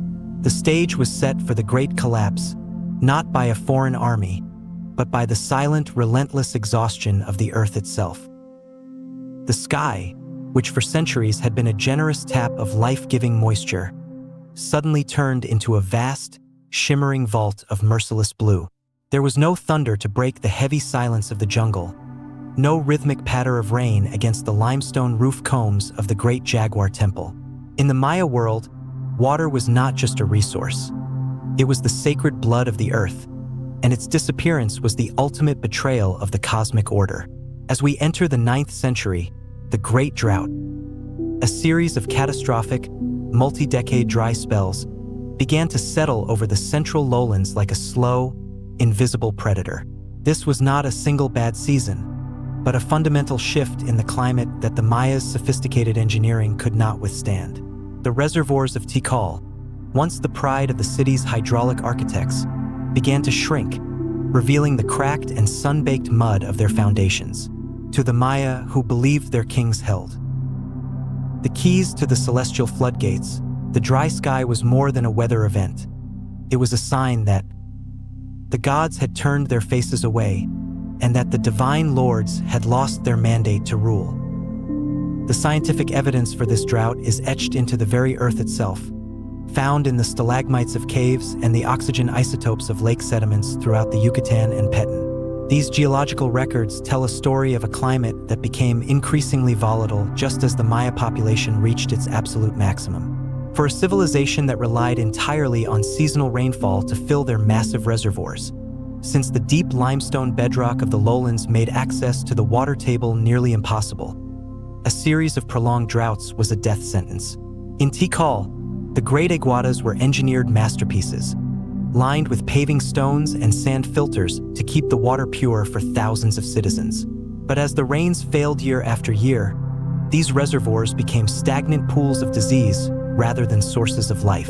The psychological impact was devastating. The Maya viewed their rulers as the supreme intercessors between the human world and the rain god Chak. When the rituals of the kings, the bloodletting, the incense burning, and the sacred dances, the drought acted as the great accelerator of all the hidden stresses we explored in previous sections. It turned the ecological damage of deforestation into a terminal crisis. Without the cooling canopy of the forest, the heat island effect intensified, further driving away the rain clouds and baking the already exhausted soil. In the final years of the Classic period, the struggle for the remaining water sources led to a total breakdown of regional diplomacy.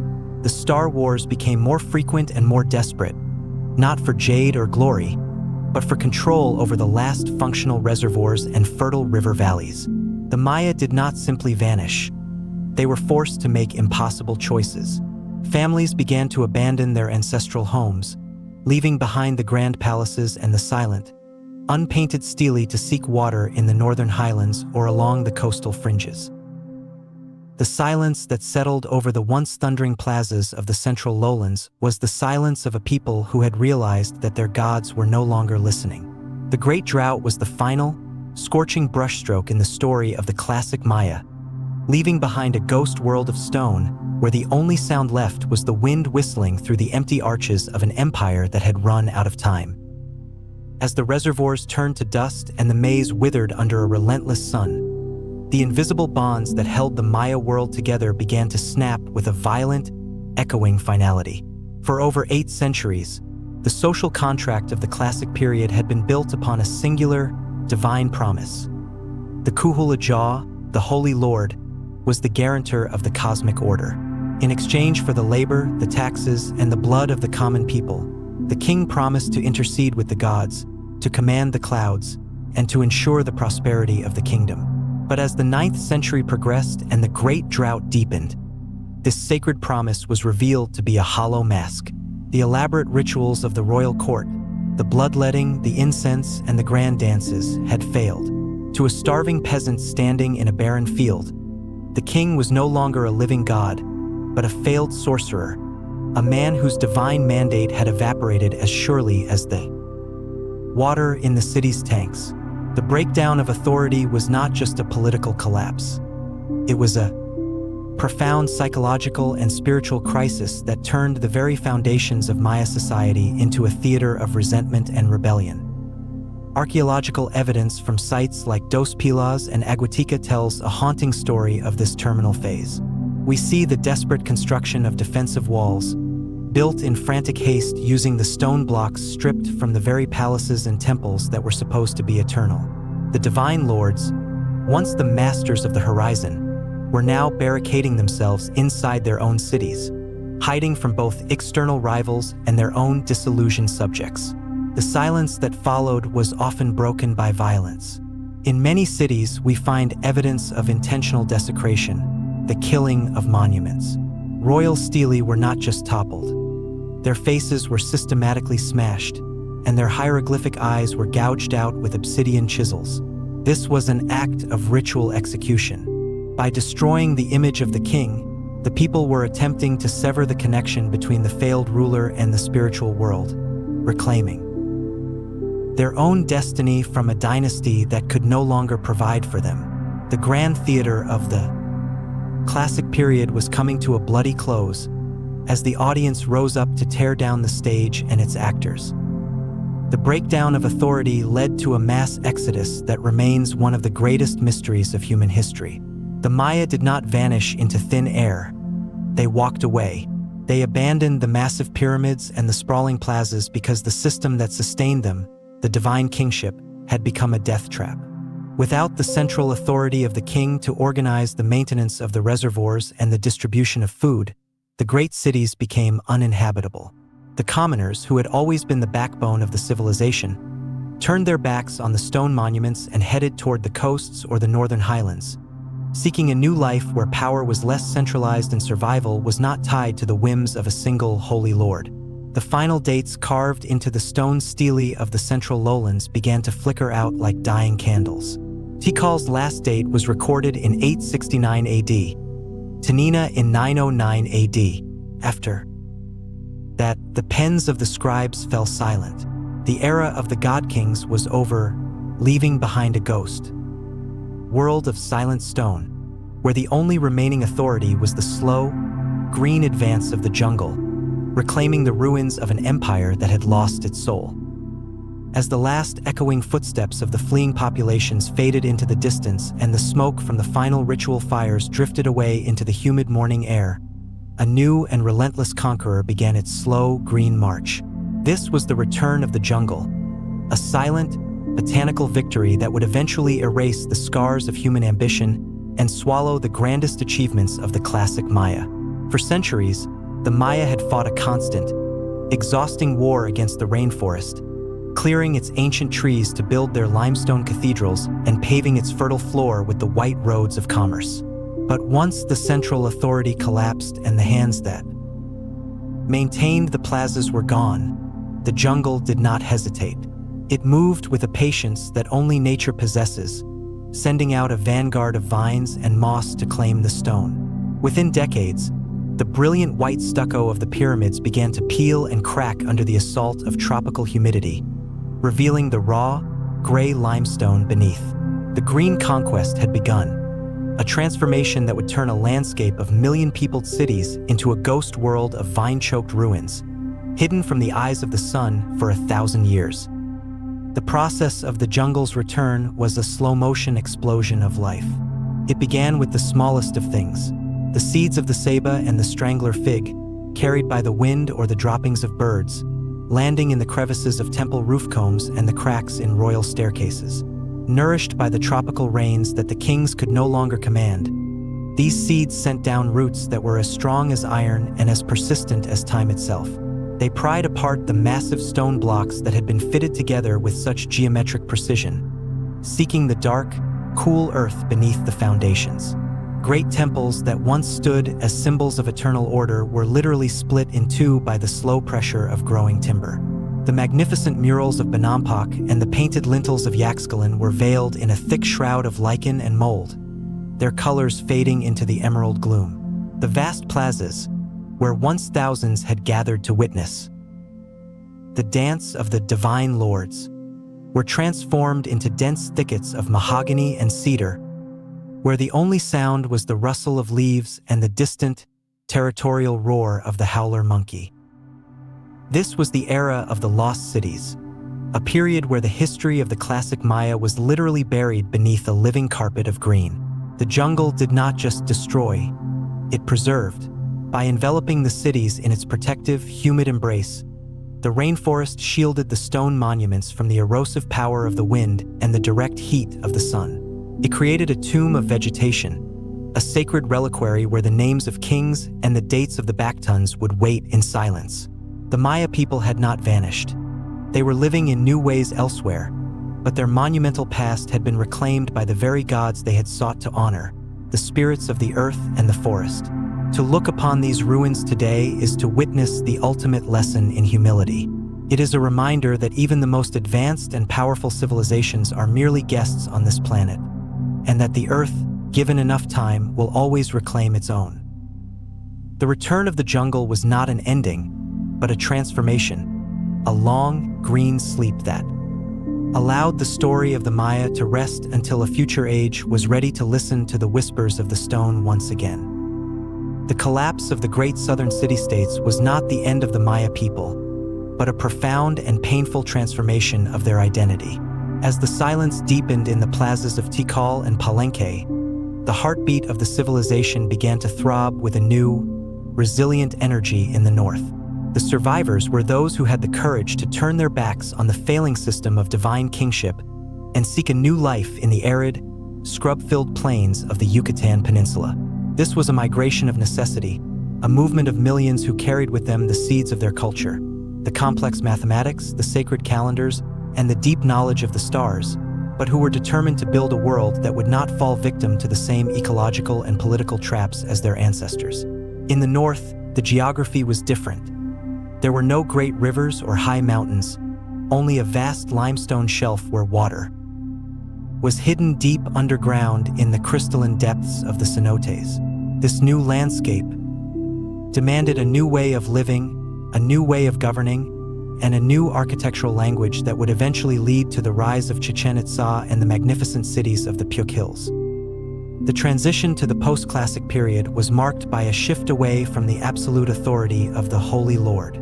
The survivors had learned a bitter lesson, that placing the fate of an entire civilization in the hands of a single divine intermediary was a recipe for disaster. In the new northern cities, we see the emergence of a more collaborative form of leadership, a multiple or joint government where councils of nobles and priests shared power. This was reflected in the architecture itself. The soaring, vertical temples of the south were replaced by long, horizontal palaces and administrative buildings with multiple entrances, designed for consultation and bureaucracy rather than the solitary ritual of a god-king. In the Puk region, cities like Uxmal and Kaba began to bloom with a decorative brilliance that surpassed even the finest work of the classic period. The Puk style was characterized by intricate stone mosaics, thousands of individually carved pieces fitted together to form the masks of the rain god Chak, whose presence was more vital than ever in this thirsty northern land. Here, the Maya did not just survive. They reinvented themselves, proving that their civilization was not a static relic of the past, but a living, breathing force capable of radical adaptation. The rise of Chichen Itza represented the culmination of this northern rebirth. It was a cosmopolitan metropolis, a new world Venice that sat at the crossroads of trade and ideas. Here, the traditional Maya culture fused with influences from central Mexico, particularly the Toltecs, creating a unique and powerful hybrid identity. The plumed serpent, Kukulkan, became the presiding deity of this new era, symbolizing a religion that was more outward-looking and militaristic, yet still deeply anchored in the sacred geometry of the heavens. The survivors built El Castillo not just as a temple, but as a massive solar computer, ensuring that the precision of their ancestors was preserved in a new, more durable form. The migration to the north was a testament to the endurance of the Maya soul. They had witnessed the end of their world, yet they refused to let their light be extinguished. By embracing change and looking toward the horizon, the survivors ensured that the Maya story would continue for another 500 years, building a legacy of stone and spirit that would eventually face its final and most terrifying challenge from across the Great Eastern Sea. In the northern plains of the Yucatan, where the sun beats down upon a landscape devoid of great rivers or rushing streams, the Maya discovered a secret world hidden beneath their feet. This was a land of unseen waters, where life and death were separated only by a thin crust of porous limestone. At the heart of this survival were the cenotes, from the Maya word tiesanat, natural sinkholes that exposed the vast. The geological origin of these cenotes is as mysterious as the rituals performed within them. Millions of years ago, a massive asteroid struck the northern coast of the Yucatan, the Chicxulub event, creating a subterranean impact zone that shattered the limestone bedrock.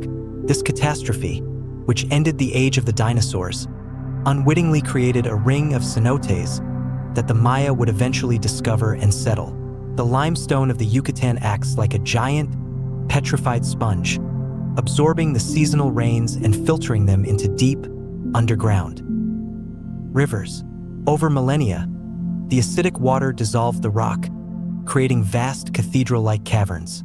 When the roofs of these caverns collapsed, the cenote was born. To the Maya, this was not a random geological process, but a deliberate act of creation by the gods. They believed that Chak, the multifaceted god of rain and lightning, resided within these cool, dark depths. When the clouds above were dry, the priests looked below, believing that the steam rising from the cenotes on humid mornings was the breath of the rain god himself, preparing to ascend and water the sacred maize. The most famous of these portals is the sacred cenote of Chichen Itza, a site that has yielded some of the most haunting and magnificent artifacts of the Maya world.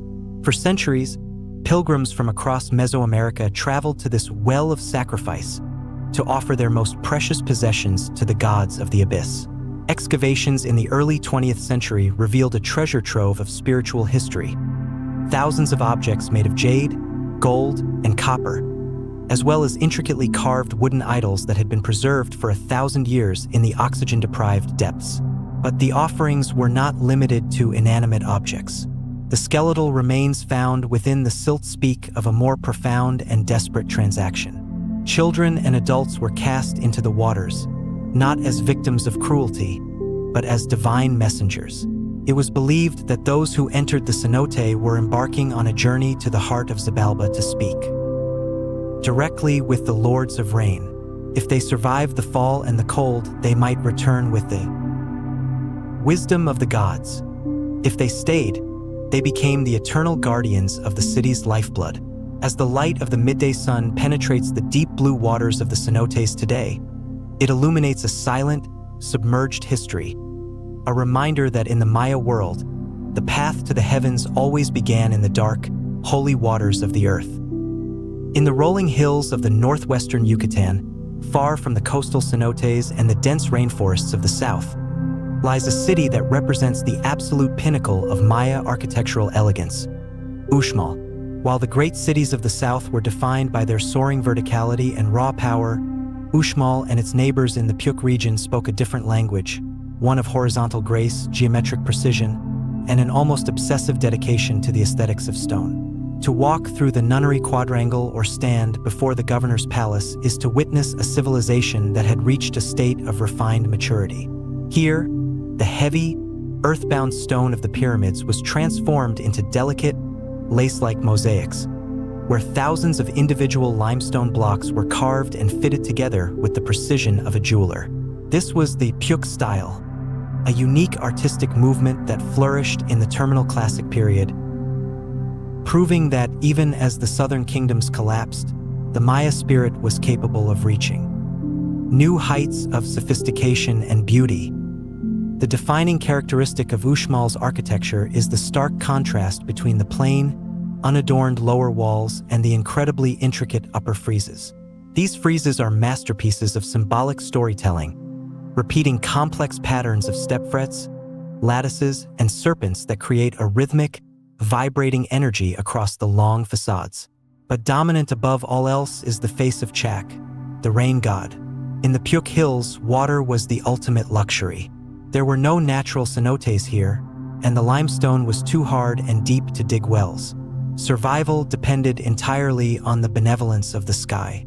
Thus, the architects of Uxmal literally covered their buildings in the image of the god they feared and worshipped most. On the corners of the governor's palace and cascading down the sides of the nunnery quadrangle, hundreds of stone masks of Chak, with his hooked, trunk-like nose and piercing eyes, stare out at the horizon.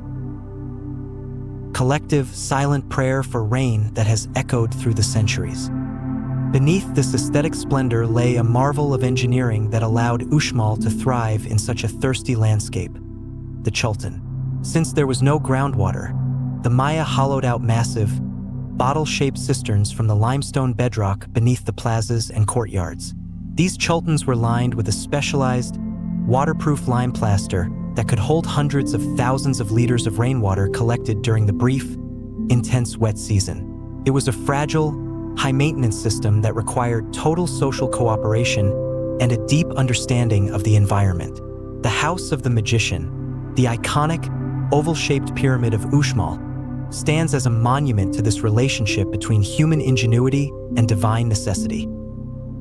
As the classical heartland of the southern jungles lay silent, reclaimed by the emerald tide of the forest, a new and formidable power was crystallizing on the sun-scorched plains of the northern Yucatan. This was Chichen Itza, a city that would become the most successful experiment in cultural fusion the ancient Americas had ever seen.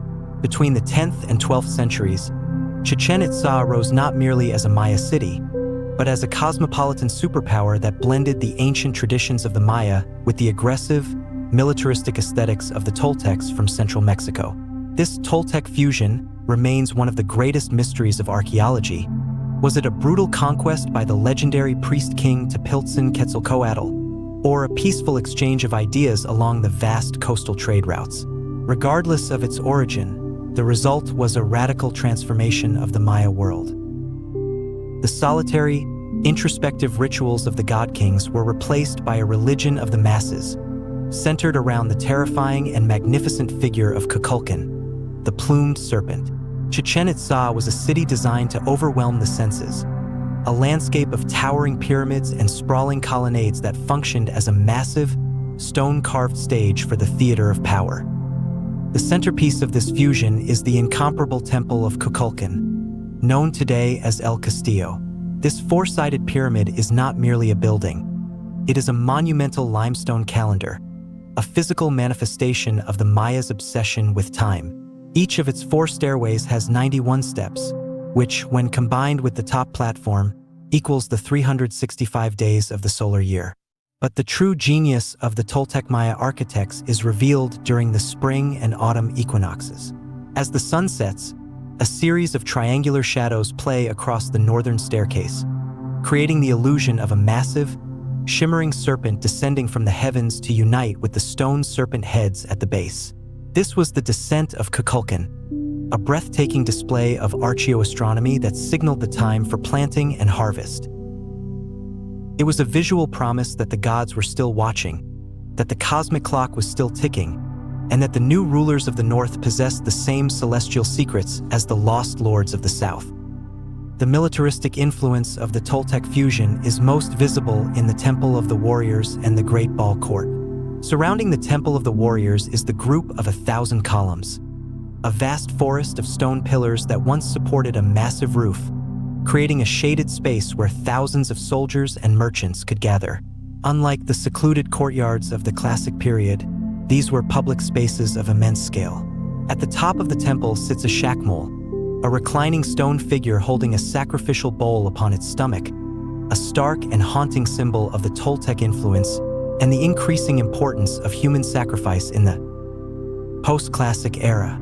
Nearby, the Great Ball Court, the largest ever built in Mesoamerica, stands as a testament to the high-stakes nature of the Maya world. Here, the game of the gods was played on a titanic scale, where the walls were so high and the space so vast that victory seemed almost impossible without divine intervention. Chichen Itza was a city of hybrids. It took the mathematical precision of the Maya and wedded it to the iron-willed expansionism of central Mexico, creating a final, glorious sunset for the Maya civilization before the ultimate fragmentation of the late post-classic period began. As the grand, cosmopolitan experiment of Chichen Itza began to fracture and the influence of the plumed serpent faded from the northern plains, the final chapter of independent Maya political power centered upon a city that was both a fortress and a farewell, Mayapan. Between 1200 and 1441 AD, Mayapan stood as the last great capital of the Maya world, a densely packed, walled metropolis that served as the seat of the League of Mayapan. To the ancient Maya of this twilight era, the world had become a smaller, more defensive place.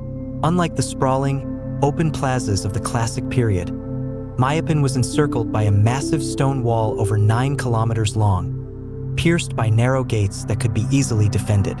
This was a city of survival, a place where the remnants of the noble lineages gathered to maintain a fragile unity in an increasingly volatile landscape.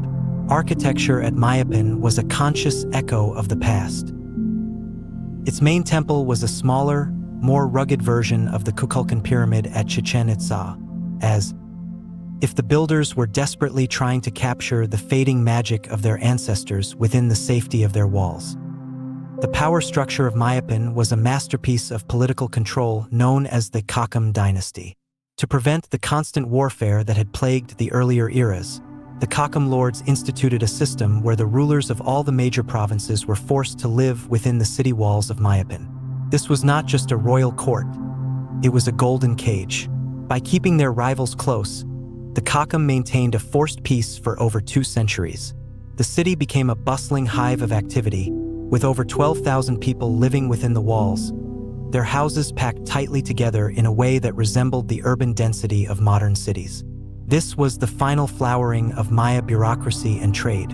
From Mayapan, the flow of salt, honey, and obsidian was regulated across the peninsula, and the sacred calendars were still meticulously kept by the last of the high priests. Yet, beneath the surface of this organized peace, the embers of resentment were glowing. The forced centralization and heavy tribute demands of the Kakam eventually became an unbearable burden for the other noble families, particularly the Tudor Xiu. The end of Mayapan came in 1441 AD, not from a foreign invader, but from a violent internal explosion. Led by the Xiu family, the oppressed nobles rose up in a bloody revolt, slaughtering the Kakam dynasty and tearing down the symbols of their authority. The city was sacked and burned, and the League of Mayapan dissolved into a fragmented landscape of 16 rival provinces known as Castacazgos. The era of the great capitals was over. The Maya world was no longer a unified empire or a series of massive superpowers. It had become a patchwork of warring chiefdoms, each clinging to its own small territory and its own local traditions. This was the post-classic twilight, a time of constant skirmishes and shifting alliances, yet also a time of remarkable cultural resilience. Even without a central king, the Maya continued to trade, to farm, and to pray. They moved to smaller coastal cities like Tulum, where they built temples. Overlooking the turquoise Caribbean, watching the horizon, they were a people in transition, unaware that the final and most devastating storm was already gathering far to the east. The sunset of the Maya world was not a sudden darkness, but a long, lingering glow of a civilization that refused to let the forest claim its story until the very last word was written. For thousands of years, the eastern horizon of the Yucatan Peninsula had been a sacred boundary, the place where the sun was reborn each morning from the primordial waters of the Caribbean. To the Maya, the sea was a source of life, of salt, fish, and trade. But it was also a barrier that guarded the edge of their known world. In the early 16th century, that boundary was shattered forever. The first encounter between the Maya and the Europeans was not a single, decisive battle, but a series of eerie, misunderstood moments that signaled the beginning of the end for the independent Maya world. It began in 1502, during Christopher Columbus's fourth and final voyage, when his ships encountered a massive Maya trading canoe near the Bay Islands of Honduras. The Spaniards were struck by the sophistication of the vessel, an 8-foot-wide craft carved from a single trunk, filled with finely woven cotton textiles, copper axes, and the precious cacao beans that served as the currency of the empire. This was the first time the West laid eyes on the wealth of the Maya, a fleeting meeting on the open sea where two civilizations looked at each other with profound bewilderment, unaware that their destinies were now irrevocably entwined. The true intrusion into the Maya heartland began in 1511, not with a planned conquest, but with a desperate act of survival. A Spanish caravel, sailing from Panama to Santo Domingo, struck a reef and foundered in the treacherous currents of the Caribbean. 15 survivors washed ashore on the eastern coast of the Yucatan, the first Europeans to set foot on Maya soil. They were not greeted as gods, but as strange, exhausted trespassers. Most were sacrificed or died of disease, but two men, Geronimo de Aguilar and Gonzalo Guerrero, survived to become the most influential figures of this early era.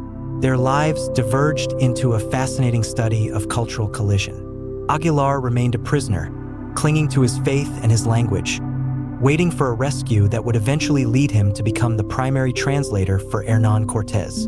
Guerrero, however, chose a different path. He embraced the Maya world, tattooing his body, piercing his ears, and rising to the rank of a war captain. He married a Maya noblewoman and fathered the first mestizo children of the Americas. Guerrero's story is a testament to the fact that the first encounter was not just a clash of steel, but a deeply personal transformation where the boundaries between invader and indigenous began to blur. By 1517, the age of accidental contact had ended, and the era of organized exploration and eventual destruction had begun. Francisco Hernández de Córdoba led the first deliberate expedition to the Yucatan coast, and what he saw changed the Spanish perception of the New World forever. Unlike the islands of the Caribbean, which they viewed as primitive, the Yucatan presented them with the Great Cairo, the city of Icab, with its towering stone temples, organized streets, and thousands of disciplined warriors dressed in quilted cotton armor. The Maya were not passive observers. They met the Spanish steel with a hail of obsidian-tipped arrows and a fierce determination to protect their shores. At the Battle of Champitan, the Maya forces inflicted a humiliating defeat on the Spaniards, wounding Córdoba and forcing the survivors to flee back to Cuba. This initial resistance proved that the Maya were not like the empires of the Aztecs or the Incas, which could be toppled by capturing a single ruler. They were a fragmented, resilient mosaic of chiefdoms, and they would fight for every inch of their limestone earth. Yet, as the Spanish ships sailed away, they left behind a silent, invisible vanguard that would do more damage than any sword: the first seeds of smallpox. The first encounter had brought not just men and metal, but a biological storm that was already beginning to wither the Maya world from within, even before the first cross was planted in the soil. The conquest of the Maya was not a swift lightning strike like the fall of the Aztec or Inca empires. It was a grueling, agonizing war of attrition that lasted for over 170 years. While the central Mexican highlands fell in a few short years, the Maya world, fragmented into dozens of independent and fiercely defiant chiefdoms, proved to be a geographical and military nightmare for the Spanish crown. This era, known as the Scorched Earth, began in earnest with the campaigns of Francisco de Montejo, a man who believed he could replicate the quick glory of Cortés. Instead, he found a landscape that fought back with every vine, every mosquito, and every obsidian-tipped arrow. The Maya did not meet the Spanish in open fields where horses and cannons dominated. They lured them into the suffocating green depths of the jungle, utilizing guerrilla tactics that turned the environment itself into a weapon. They burned their own crops and poisoned their own wells to deny the invaders sustenance, choosing a scorched earth rather than a stolen one. This was a war where victory was measured in centimeters of limestone and the price of every advance was paid in blood and fever. The physical violence of the conquest was shadowed by an even more devastating invisible war, the biological apocalypse. Smallpox, measles, and influenza, carried in the breath and on the clothes of the Europeans, raced through the Maya trade routes far ahead of the actual soldiers.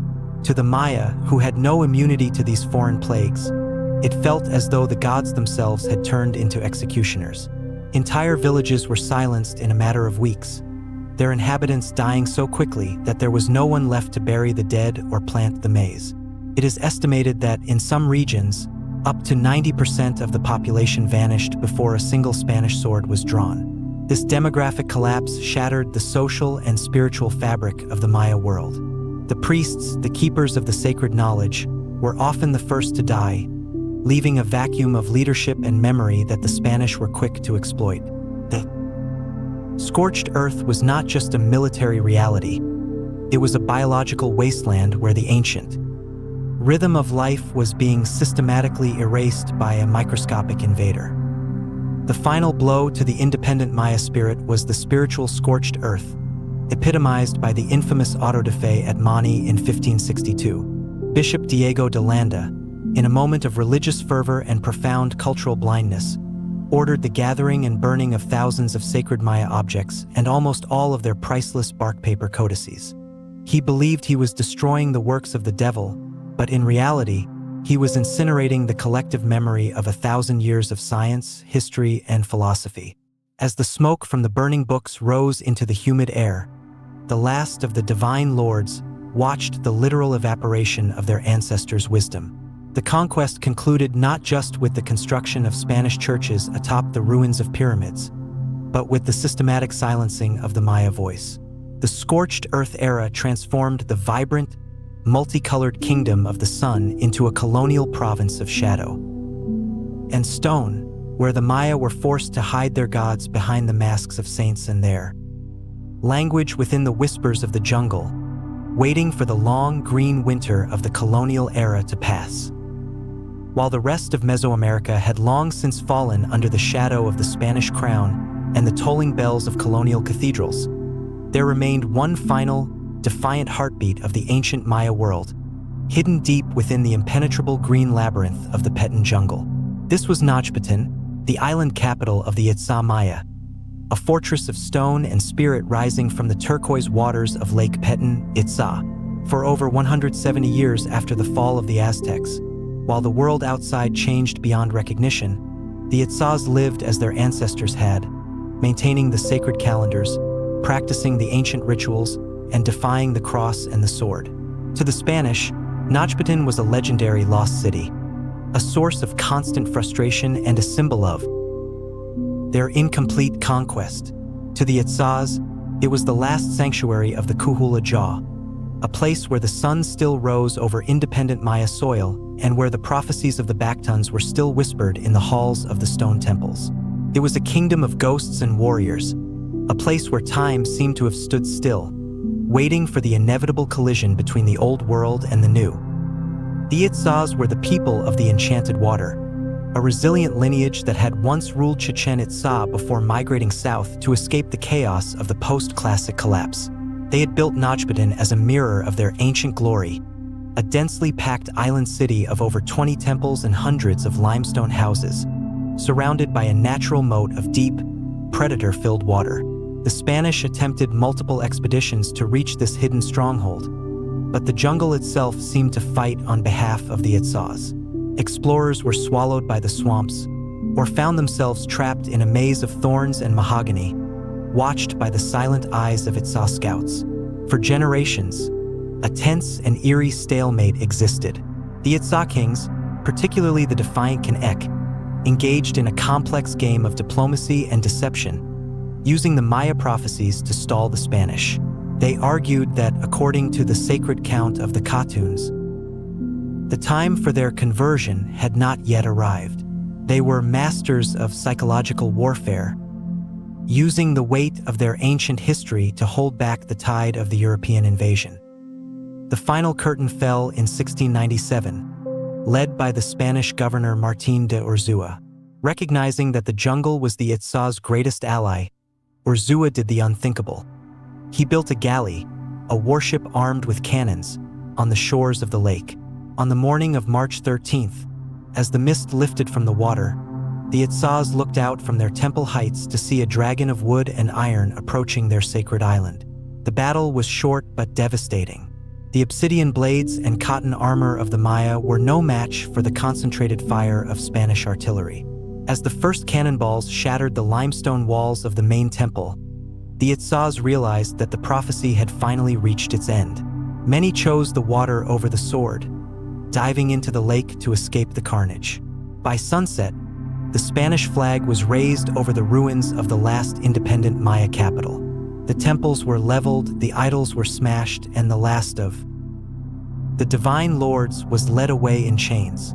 The fall of Tenochtitlan was more than just a military victory. It was the formal closing of a book that had been written over 2,000 years. The independent Maya world was officially dead, but as the survivors vanished back into the dark shadows of the forest, they carried with them a resilience that no conquest could ever truly extinguish. A silent promise that though the kingdoms were gone, the people of the sun would endure in the secret heart of the jungle. The fall of Tenochtitlan in 1697 was supposed to be the final chapter, the moment when the pagan shadows were finally chased away by the flickering light of the Spanish candle. The grand pyramids were leveled, the sacred books were reduced to ash, and the royal lineages were broken. To the colonial administrators and the friars, the Maya world had ceased to exist, replaced by a new order of iron, crosses, and taxes. But they were profoundly mistaken. What the conquerors did not understand was that the Maya civilization was not just built of limestone and jade. It was woven into the very DNA of the people, their language, and their relationship with the earth. As the independent kingdoms vanished, the Maya spirit performed a remarkable act of cultural camouflage. They did not disappear. They went underground. They retreated into the silence of their hearts and the shadows of their village homes, embarking on a 300-year journey of silent resilience that allowed their ancient identity to survive the long, dark winter of the colonial era. This resilience manifested in a fascinating process known as syncretism, a spiritual survival strategy where the Maya hid their ancient gods behind the masks of Catholic saints. To the outward eye of a Spanish priest, a Maya villager kneeling before an altar was a converted soul. But in the secret depths of the villager's mind, the transaction was entirely different. The Virgin Mary became a new manifestation of the moon goddess, Ixchel. Saint Thomas, with his association with the four corners of the world, was understood as a new name for the ancient rain god, Chak.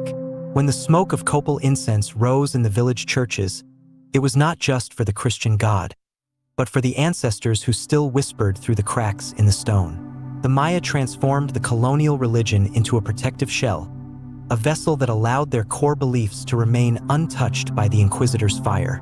They were the masters of the hidden transcript, maintaining a dual existence that preserved the sacred count of the days while appearing to obey the rhythms of the New World. While the men were often forced into labor on colonial estates, it was the Maya women who became the ultimate guardians of the civilization's memory. Through the ancient art of weaving, they ensured that the history of their people was never truly erased. Every hupil, the traditional embroidered tunic, was a portable book, a complex landscape of symbols where the sacred geometry of the stars and the myths of the hero twins were meticulously preserved in thread. A diamond pattern was not just a decoration. It was a representation of the universe's four corners. A stylized serpent was a reminder of the life-giving force of the earth. In a world where they were forbidden to read or write their own language, the Maya women wrote their history into the fabric of their lives, passing down the secrets of the loom from mother to daughter across 12 generations. This was a silent domestic revolution, a daily act of defiance that turned a simple garment into a fortress of identity that no colonial decree could penetrate. The final pillar of this silent resilience was the Milpa, the sacred agricultural cycle that tied the people to the earth and the ancient calendar. Despite the introduction of European crops and animals, the Maya clung to their three sisters: maize, beans, and squash. To a Maya farmer, the Milpa was not just a field. It was a ritual space where the old gods of the soil were still honored. The planting and harvesting were still dictated by the rhythms of the stars and the secret counts of the village daykeepers. They understood that as long as they continued to eat the sacred maize, they were still the children of the gods who had created them at the dawn of time. This connection to the land was a form of spiritual resistance that kept the Maya soul anchored even as the world around them was being torn apart.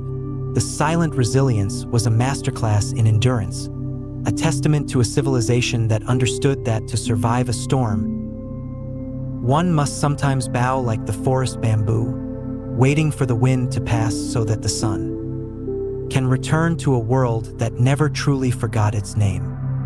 The year was 1847. For over 3 centuries, the Maya of the Yucatan had endured the weight of a world that sought to erase them, a world of colonial tribute, forced labor on henequen plantations, and a social hierarchy that placed them at the very bottom.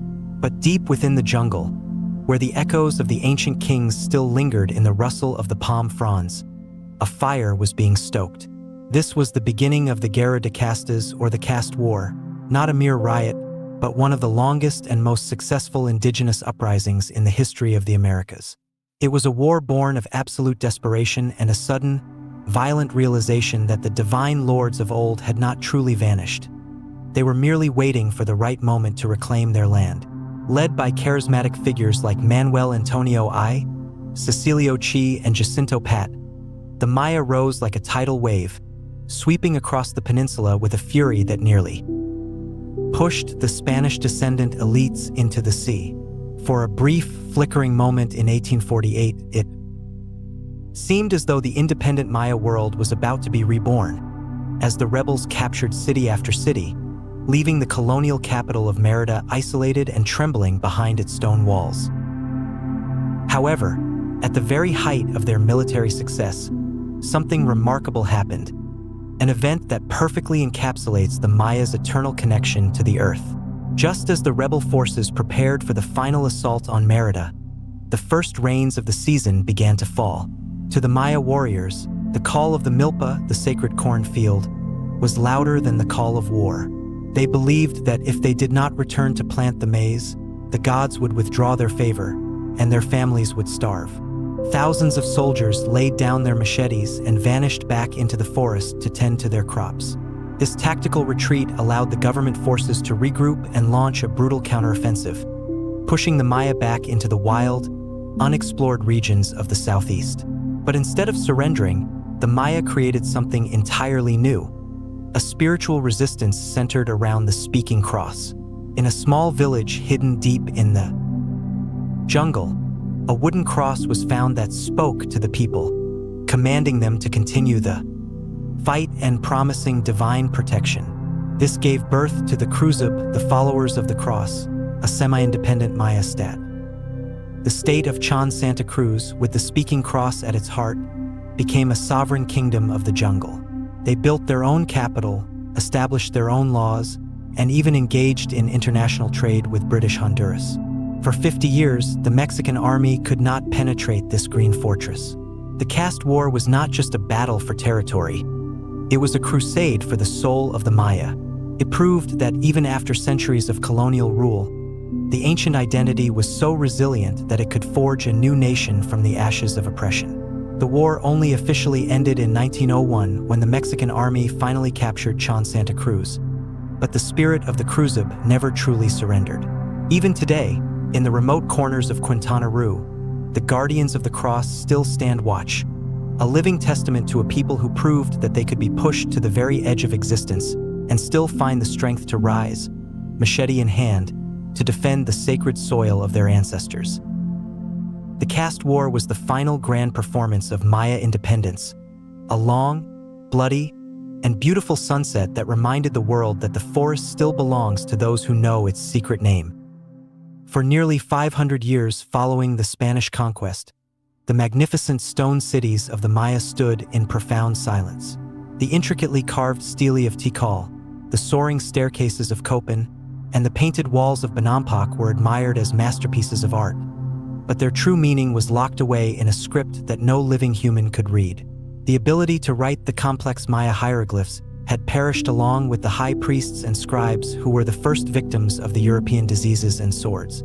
What remained were thousands of carved texts that the Western world largely dismissed as mere decoration, primitive picture writing, or esoteric astronomical calculations devoid of real history.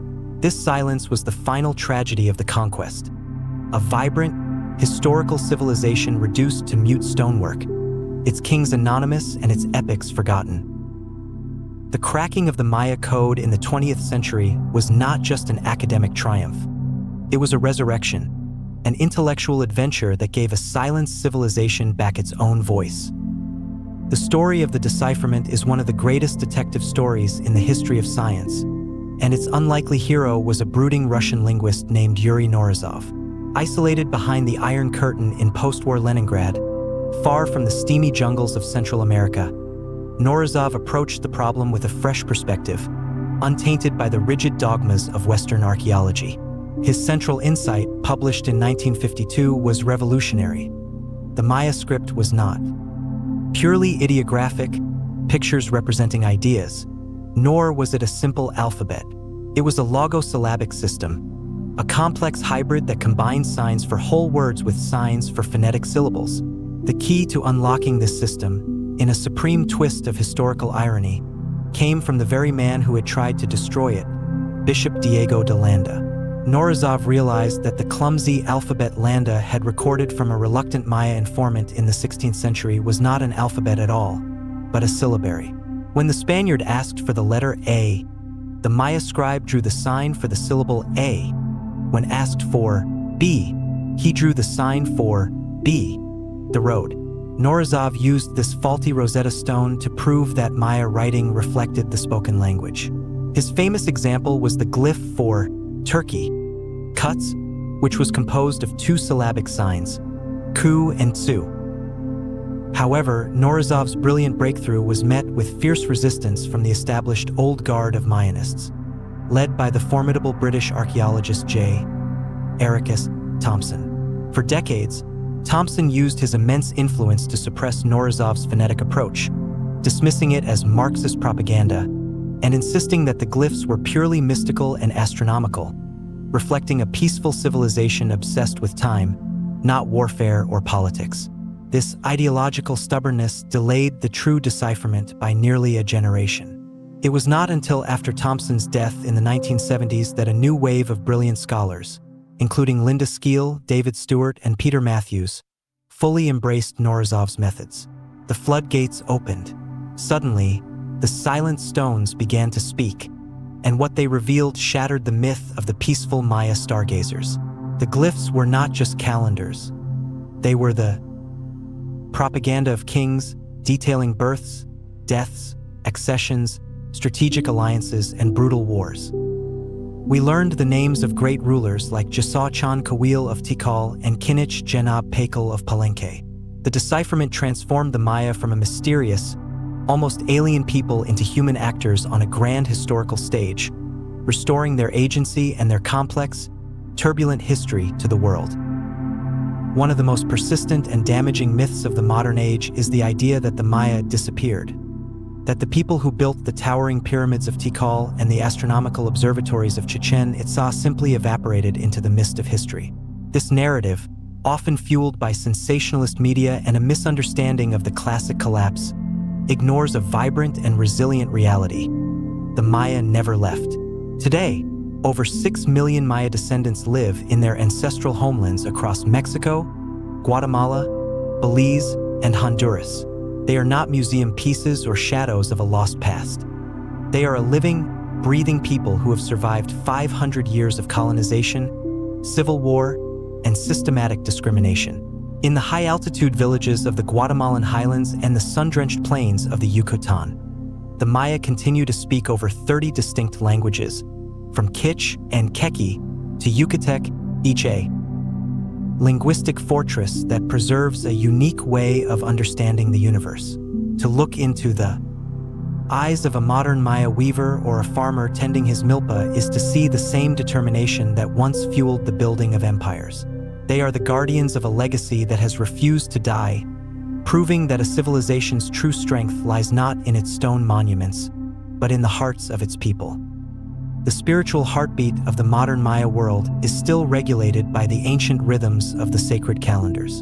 In many communities, the Ajkij, the daykeepers, still perform their duties as spiritual guides, maintaining the count of the 260-day Sokan calendar just as their ancestors did 2,000 years ago. They are the mediators between the community and the sacred world, performing ceremonies at altars hidden in mountain caves or atop the very ruins of ancient temples. When the smoke of copal incense rises today, it carries the prayers of a people who still see the world as a living, sentient being. They speak to the spirits of the mountains, the guardians of the caves, and the ancestors who dwell in the roots of the world tree. This is not a frozen culture, but a dynamic one that has adapted to the challenges of the 21st century. Today, Maya activists use the internet and social media to organize for land rights, to demand bilingual education, and to document their oral histories. The 1992 Nobel Peace Prize awarded to Rigoberta Menchú, a Kizh Maya woman, brought the world's attention to the struggle of her people against the brutal violence of the Guatemalan Civil War, transforming the Maya from victims of history into powerful agents of political and social change. However, the modern Maya face a new and complex set of challenges in an increasingly globalized world. The rise of mass tourism has turned many of their sacred sites into archaeological parks, often commodifying their culture for the benefit of international corporations while the local Maya communities remain in poverty. The pressure to migrate to urban centers or to the United States in search of economic opportunity threatens to sever the tie between the youth and their ancestral lands and languages. Yet, even in the diaspora, the Maya identity remains remarkably strong. In cities like Los Angeles or Houston, Maya communities gather to celebrate traditional festivals, creating urban milpas in backyard gardens and ensuring that their children still hear the sounds of their native tongues. The modern Maya are masters of a double existence, navigating the digital age and the global economy while still honoring the ancient duty to protect the earth and the memory of the stars. They are a bridge between the deep past and an uncertain future, a testament to the fact that, while stone may crumble and empires may fall, a culture rooted in the sacred cycle of the sun and the soil can endure forever. The story of the Maya is not a finished book.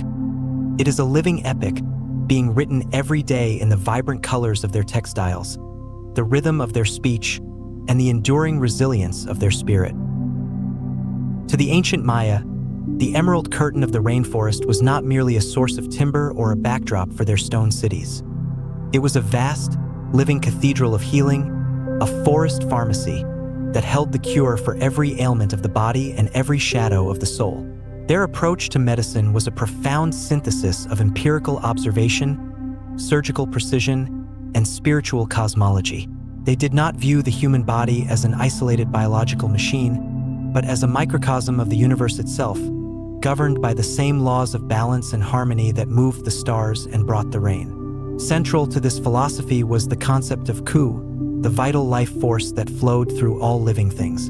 Illness was understood as a disruption of this flow, a state of loss of soul or an imbalance between the hot and cold properties of the body. To heal was to restore equilibrium, a sacred task entrusted to the men, the master. Healers who functioned as botanists, psychologists, and spiritual mediators all at once. For over 2,000 years, this deep knowledge of the natural world allowed the Maya to develop one of the most sophisticated medical systems in the ancient world, many elements of which continue to baffle and inspire modern science. The pharmacological depth of the Maya was staggering. Through centuries of trial and error, they identified hundreds of medicinal plants, each carefully classified by its properties and its relationship to specific deities.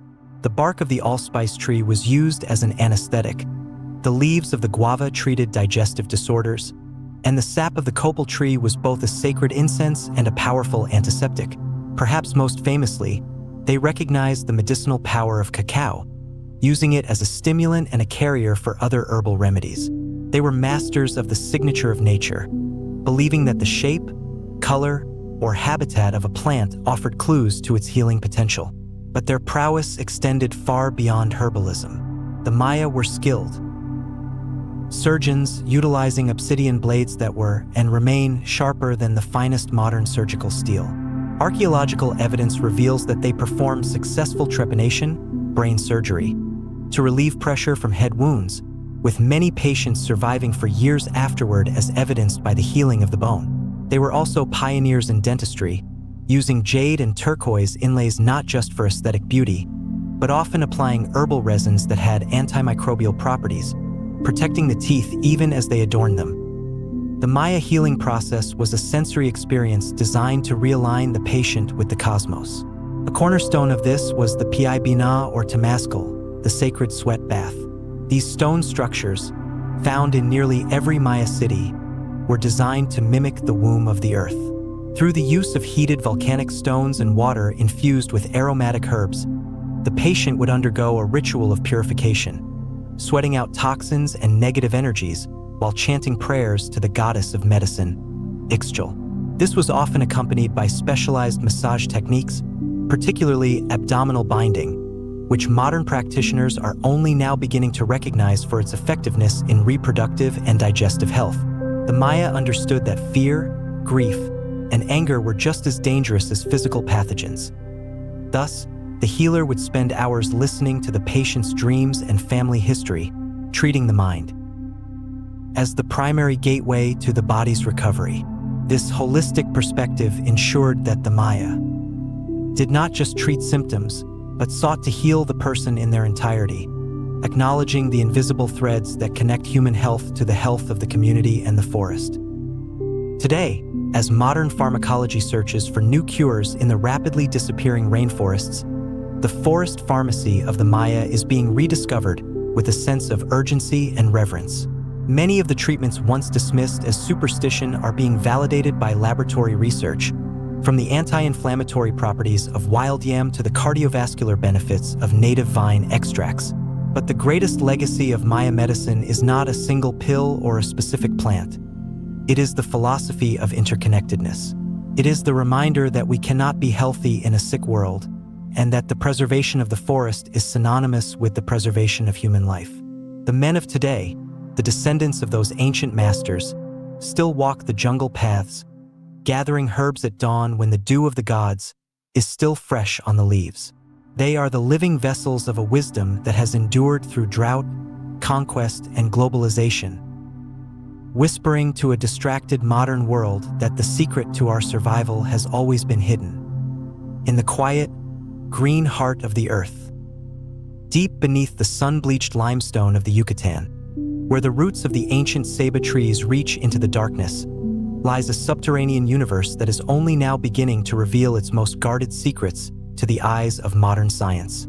To the ancient Maya, these were the cenotes, sacred portals to Xibalba, the watery underworld where the gods of death resided and the spirits of ancestors lingered.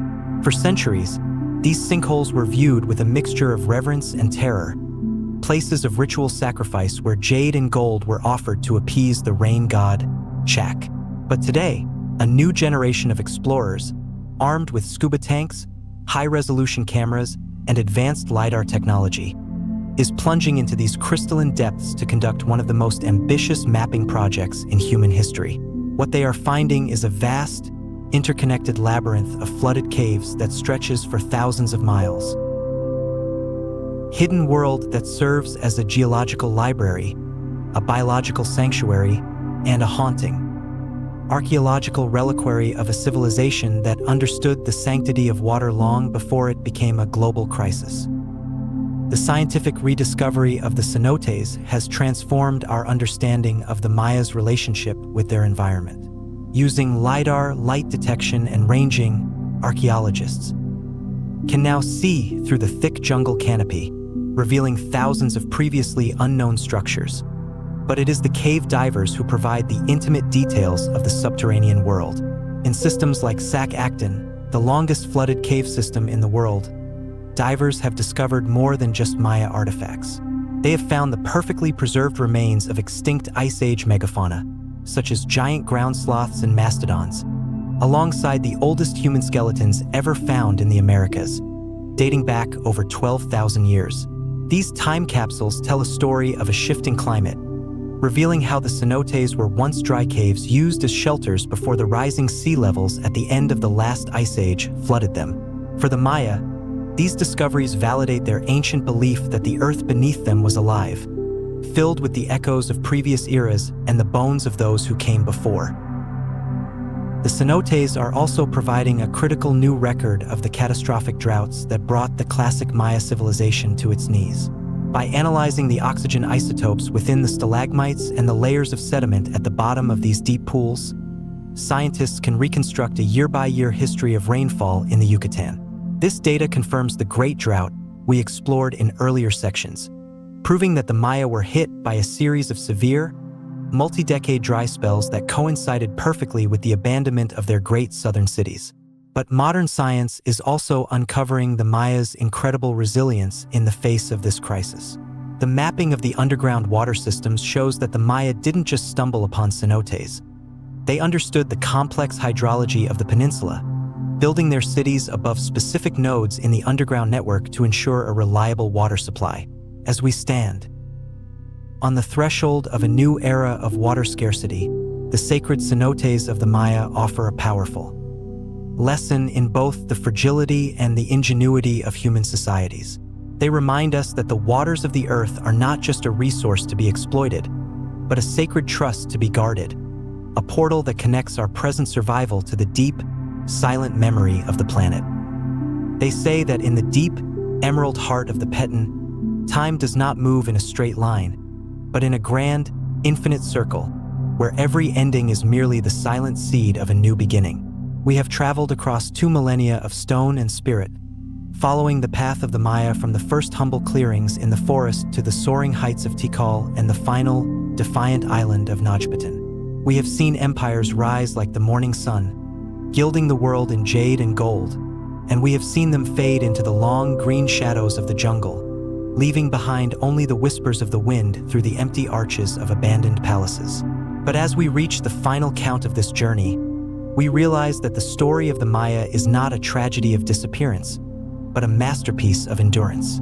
The stone may crumble, the painted murals may fade, and the names of the great kings may be worn away by the rain, but the core of the Maya world, the sacred connection between the human heart, the fertile earth, and the rhythmic movements of the stars remains as unbroken as the cycle of the seasons.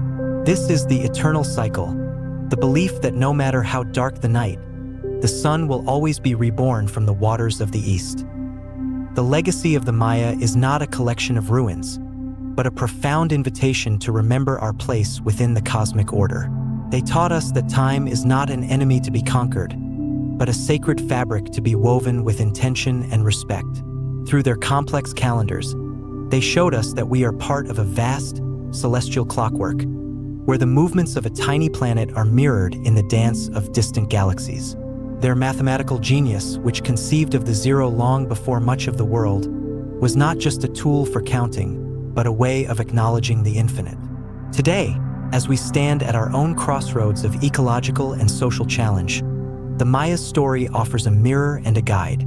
They remind us of the fragility of power and the absolute necessity of living in harmony with the natural world that sustains us. They prove that resilience is not found in the height of our buildings, but in the depth of our cultural memory and our ability to adapt, to transform, and to persist even when the sky turns dry and the earth grows weary. The Maya are not people of the past. They are our contemporaries in the grand drama of survival, teaching us that the forest will always reclaim what is taken without gratitude, but will also protect those who know how to listen to its secret language. As the final rays of the sun dip below the limestone horizon of the Yucatan, casting long, golden shadows across the silent plazas of the lost cities, a profound peace settles over the landscape. The howler monkeys begin their evening chorus, the cicadas hum in the thickets, and the scent of damp earth and night-blooming jasmine fills the air. The Maya world is resting, but it is not asleep. In the small mountain villages and the coastal hamlets, the fires are being lit, the maize is being ground, and the ancient stories are being told once again to a new generation. The divine lords are gone, but the people of the sun remain, their voices a soft, rhythmic tide that has outlasted every conqueror and every drought. To study the Maya is to embark on a journey of the soul, a reminder that we are all travelers in the great backton of existence. As we close this book of stone, let us carry with us the quiet strength of the forest and the enduring wisdom of the stars. For in the world of the Maya, the end is never truly the end.